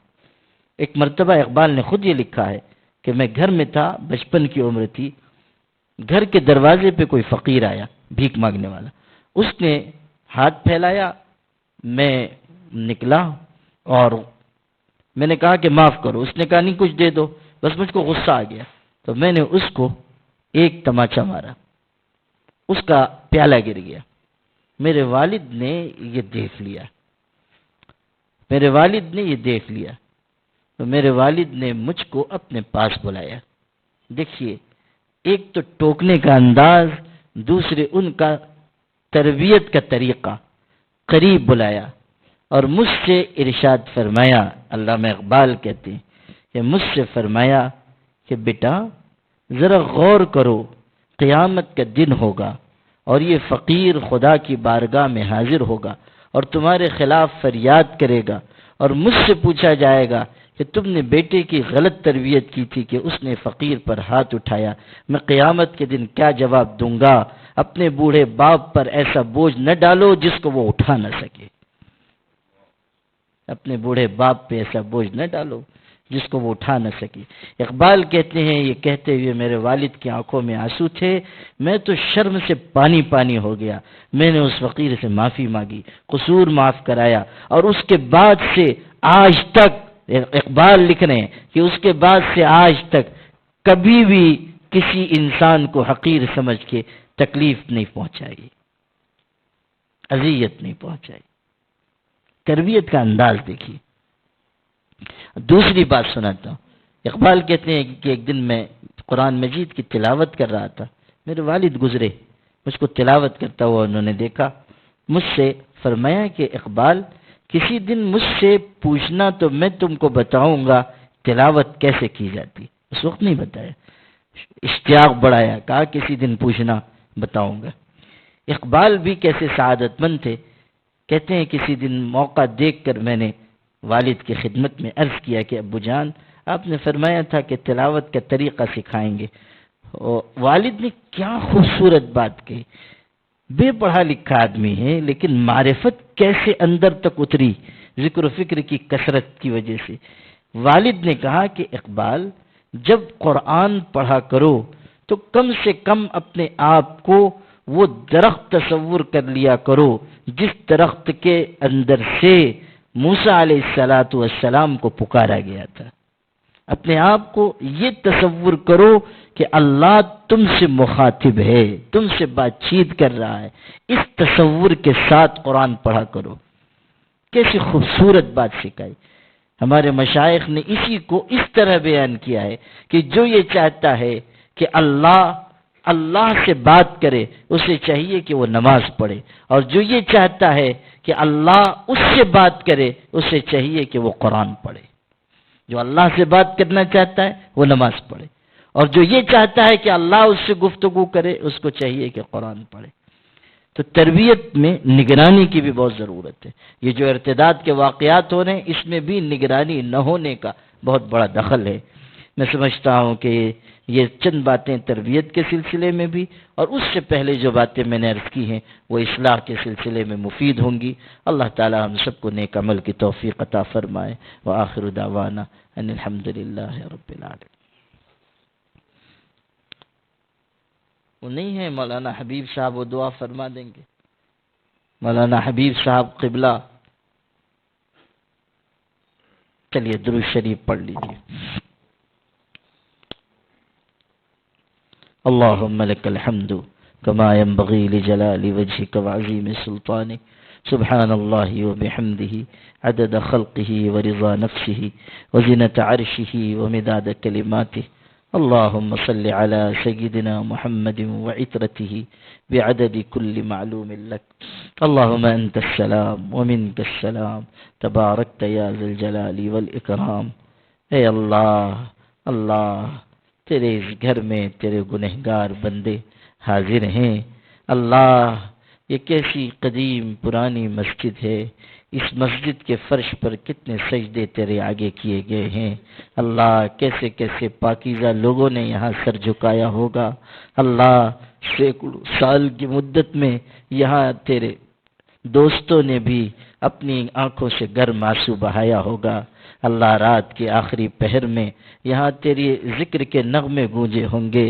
اللہ ایسے لوگ بھی اس مسجد میں نماز پڑھ چکے ہوں گے کہ جن کو دیکھ کر تجھ کو پیار آتا ہے۔ اللہ جس مسجد میں تیرے اچھے بندے، امانت والے بندے، صدق و صفا والے بندے نماز پڑھتے رہے، ذکر کرتے رہے، دعا مانگتے رہے، اللہ اسی مسجد میں آج گنہگاروں کا مجمع آیا ہے۔ اللہ آج نافرمان اور سیاہ کار حاضر ہوئے ہیں، گنہگار حاضر ہوئے ہیں۔ اللہ ہم میں سے کوئی اپنی پارسائی کا دعویٰ لے کر نہیں آیا ہے، سب ندامت لے کر آئے ہیں، شرمساری لے کر آئے ہیں۔ اللہ سر جھکا کر آئے ہیں، دامن پھیلا کر آئے ہیں، تجھ سے معافی مانگنے آئے ہیں، تجھ سے معافی مانگنے آئے ہیں، تجھ سے معافی مانگنے آئے ہیں۔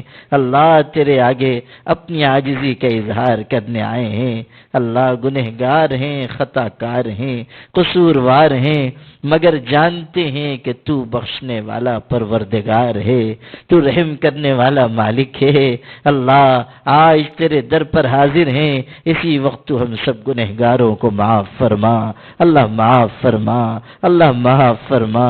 اللہ ان نیک انسانوں کے سجدوں کی برکت سے معاف فرما جنہوں نے اس مسجد میں تیرے آگے سر جھکایا ہے، ان کی آہوں، سسکیوں اور گرم آنسوؤں کی بدولت معاف فرما۔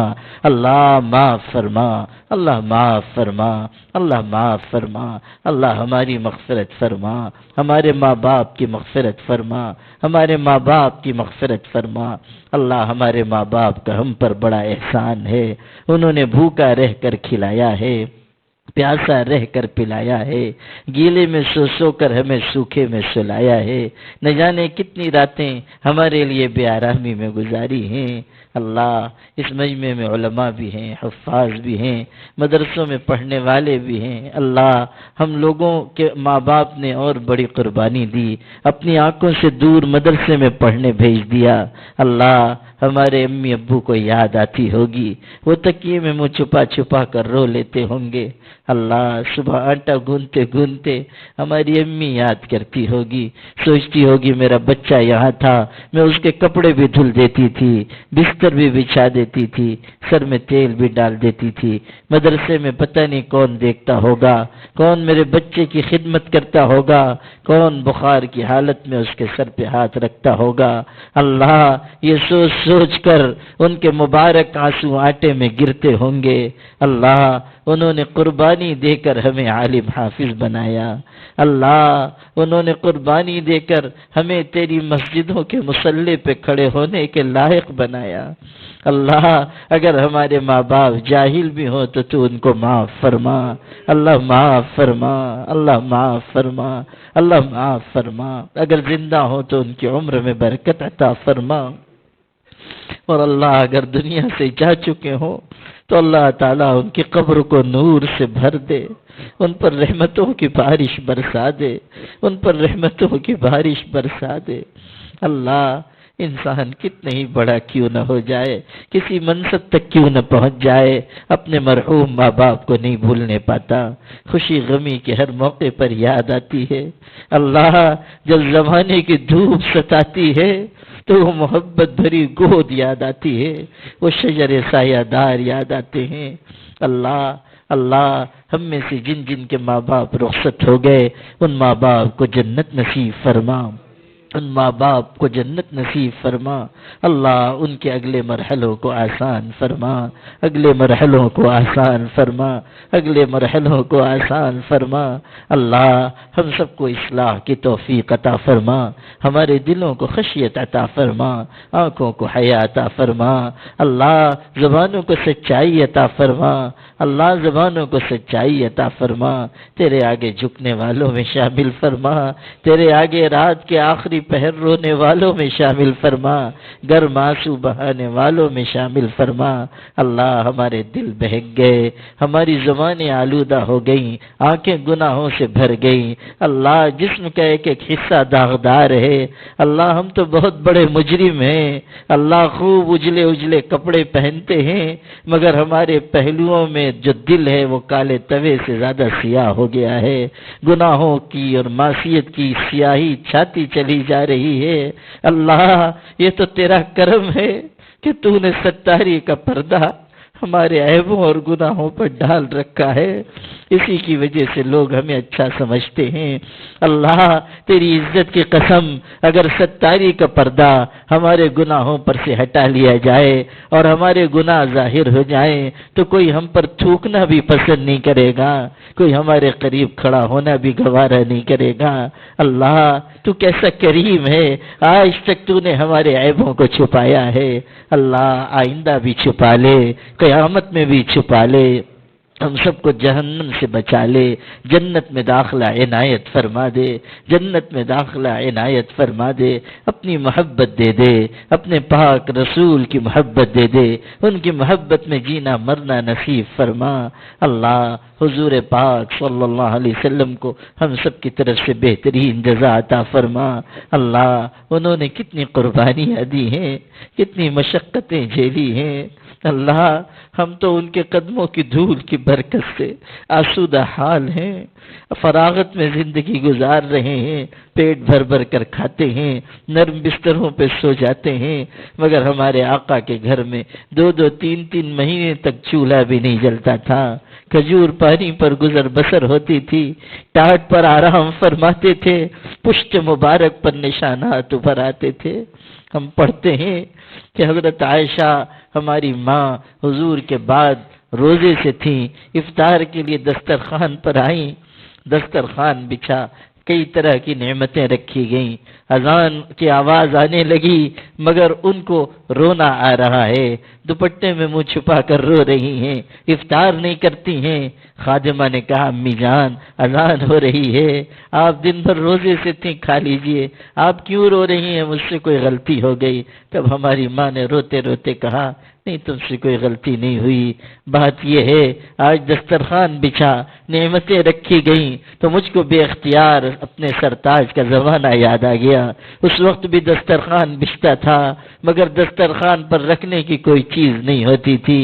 اللہ اللہ ہمارے حضرت نے کیسی قربانیاں دی ہیں، کیسی مشقتیں جھیلی ہیں، راستے میں نکلتے تھے تو لوگ پتھر مارتے تھے، کانٹے بچھا دیتے تھے، بھرے بازار میں سب سے سچے انسان کو جھوٹا کہہ کر پکارا جاتا تھا۔ اللہ اللہ اللہ پتھروں کا زخم لگ جاتا، گھر آتے تو ایسا افلاس تھا کہ زخم پر لگانے کا کوئی مرہم کوئی دوا موجود نہیں ہوتی تھی۔ حضرت فاطمہ کھجور کی چٹائی جلا کر اس کی راکھ زخموں پر رکھتی تھیں، ابو کی حالت دیکھ کر روتی تھیں اور وہ اپنے لخت جگر کے آنسو دیکھ کر تسلی دیتے تھے، بیٹی صبر کرنا، ایک دن آئے گا تیرے باپ کا لایا ہوا دین دنیا کے ہر کچے پکے گھر میں داخل ہوگا۔ خدا بندہ خدا بندہ خدا بندہ ہم جیسے بھی ہوں اور جتنے بھی گنہگار ہوں مگر انہی کی تو امت ہے اور انہی کی نسبت ہمیں حاصل ہے۔ خدا بندہ انہی کی برکت سے ہم سب کو معاف فرما، اللہ معاف فرما، آخرت میں ان کے دامن سفارش میں جگہ عطا فرما۔ اللہ ان کی برکت سے گناہوں کو معاف فرما دے، ہمارے دلوں کو اجلا بنا دے، اللہ ہمارے دلوں کو اجلا بنا دے۔ اللہ اللہ اس امت میں کتنا بگاڑ آتا جا رہا ہے، کیسا فساد پھیل رہا ہے، اللہ کیسے مشکل حالات بھی آ رہے ہیں، اللہ بچیاں بیٹیاں مرتد ہو رہی ہیں، اللہ اپنے کرم سے امت کو صلاح و فلاح کی توفیق عطا فرما، اصلاح کی توفیق عطا فرما۔ ہماری بدعملیوں نے برے دن دکھائے ہیں، اس ملک میں مشکل دن ہیں، مشکل راتیں ہیں، حالات کتنے سنگین ہیں، اللہ راہ چلتے ہوئے لوگوں کو پکڑا جا رہا ہے، مارا جا رہا ہے، بوڑھے بوڑھے لوگوں کی داڑھیاں سفید داڑھیاں انہی کے خون سے رنگین کر دی گئی۔ اللہ کچھ ہی عرصے پہلے ایک مسلمان کو اس طور پر مارا گیا کہ اس کی چھوٹی سی بچی ساتھ میں ہے اور اس کے باپ کو درندے مار رہے ہیں، وہ بچی پکارتی ہے میرے بابا کو چھوڑ دو، میرے ابو کو نہ مارو۔ اللہ اس معصوم بچی کے دل پر کیا گزر رہی ہوگی، ظالموں درندوں نے اس معصوم دل کا بھی خیال نہ کیا۔ اللہ یہ ظلم اس سرزمین پر ہو رہا ہے اور ہم اپنی بے بسی کی فریاد تیری بارگاہ میں لے کر حاضر ہیں، جائیں تو کہاں جائیں، کہیں تو کس سے کہیں، اللہ کہیں تو کس سے کہیں، تو ہی پرسان حال ہے، تو ہی مددگار ہے، تو ہی معاف کرنے والا ہے۔ اللہ اللہ مشکل حالات میں ہم سب کو استقامت عطا فرما، ظلم کے مرحلوں کو دور فرما۔ اللہ ظالموں کو یہ موقع نہ دے کہ وہ مسلمانوں پر ظلم کریں اور پھر ان سے کہیں کہ کہاں ہے تمہارا اللہ جو تم کو ظلم سے نجات دے، کہاں ہے تمہارا پروردگار جو تم کو مصیبتوں سے خلاصی عطا کرے۔ اللہ اللہ تو ہمارا ہو جا، ہمیں اپنا بنا لے، تو ہمارا ہو جا، ہمیں اپنا بنا لے۔ اللہ اس ملک میں امن و امان قائم فرما، اس ریاست میں امن و امان قائم فرما، یہاں کے مسلمانوں کو قوت عطا فرما، غلبہ عطا فرما، ہر طرح حفاظت فرما، اس شہر کے مسلمانوں پر رحم فرما، ان کی تجارت کی حفاظت فرما، نسلوں کی حفاظت فرما، کشادہ روزی عطا فرما، حلال روزی عطا فرما۔ اللہ ہم سب کو اخلاص کامل عطا فرما، تیرے آگے جھکنے والوں میں شامل فرما۔ اللہ نمازوں کا خشوع و خضوع عطا فرما، سچی توبہ کی توفیق عطا فرما۔ اللہ آج زندہ ہیں، کل دنیا سے رخصت ہو جائیں گے، آج اپنے ہاتھوں سے نہا دھو کر کپڑے پہنتے ہیں، کل جب مر جائیں گے تو دوسرے لوگ کپڑے اتاریں گے، میت والا غسل دیں گے، کفن کی چادر اڑا دیں گے، پھر اعلان ہوگا فلاں ابن فلاں دنیا سے رخصت ہوا۔ اللہ منو مٹی کے نیچے ہمیں دبا دیا جائے گا۔ اللہ قبر میں کوئی دیکھنے والا نہیں ہوگا، نہ ماں باپ، نہ اولاد، نہ شاگرد، نہ مرید، نہ عقیدت مند، نہ چاہنے والے۔ اللہ اکیلے تنے تنہا منو مٹی کے نیچے پڑے ہوئے ہوں گے۔ اللہ تیری عزت کی قسم، اس دن صرف تیری رحمت کا سہارا ہوگا اور تیرے کرم کا آسرا ہوگا۔ اللہ ہماری بے بسی کے دن ہم پر رحم فرما اور عذاب قبر سے حفاظت فرما، عذاب قبر سے حفاظت فرما۔ اللہ ایمان پر خاتمہ عطا فرما، ایمان پر موت عطا فرما۔ اللہ اس جلسے کا انتظام کرنے والوں کو قبول فرما، سب کو برکت عطا فرما، سب کو اجر عظیم عطا فرما۔ اس مجلس میں شرکت کی برکت سے ہم سب کی مغفرت فرما۔ سبحان ربک رب العزت عما یصفون وسلام علی المرسلین والحمد للہ رب العالمین۔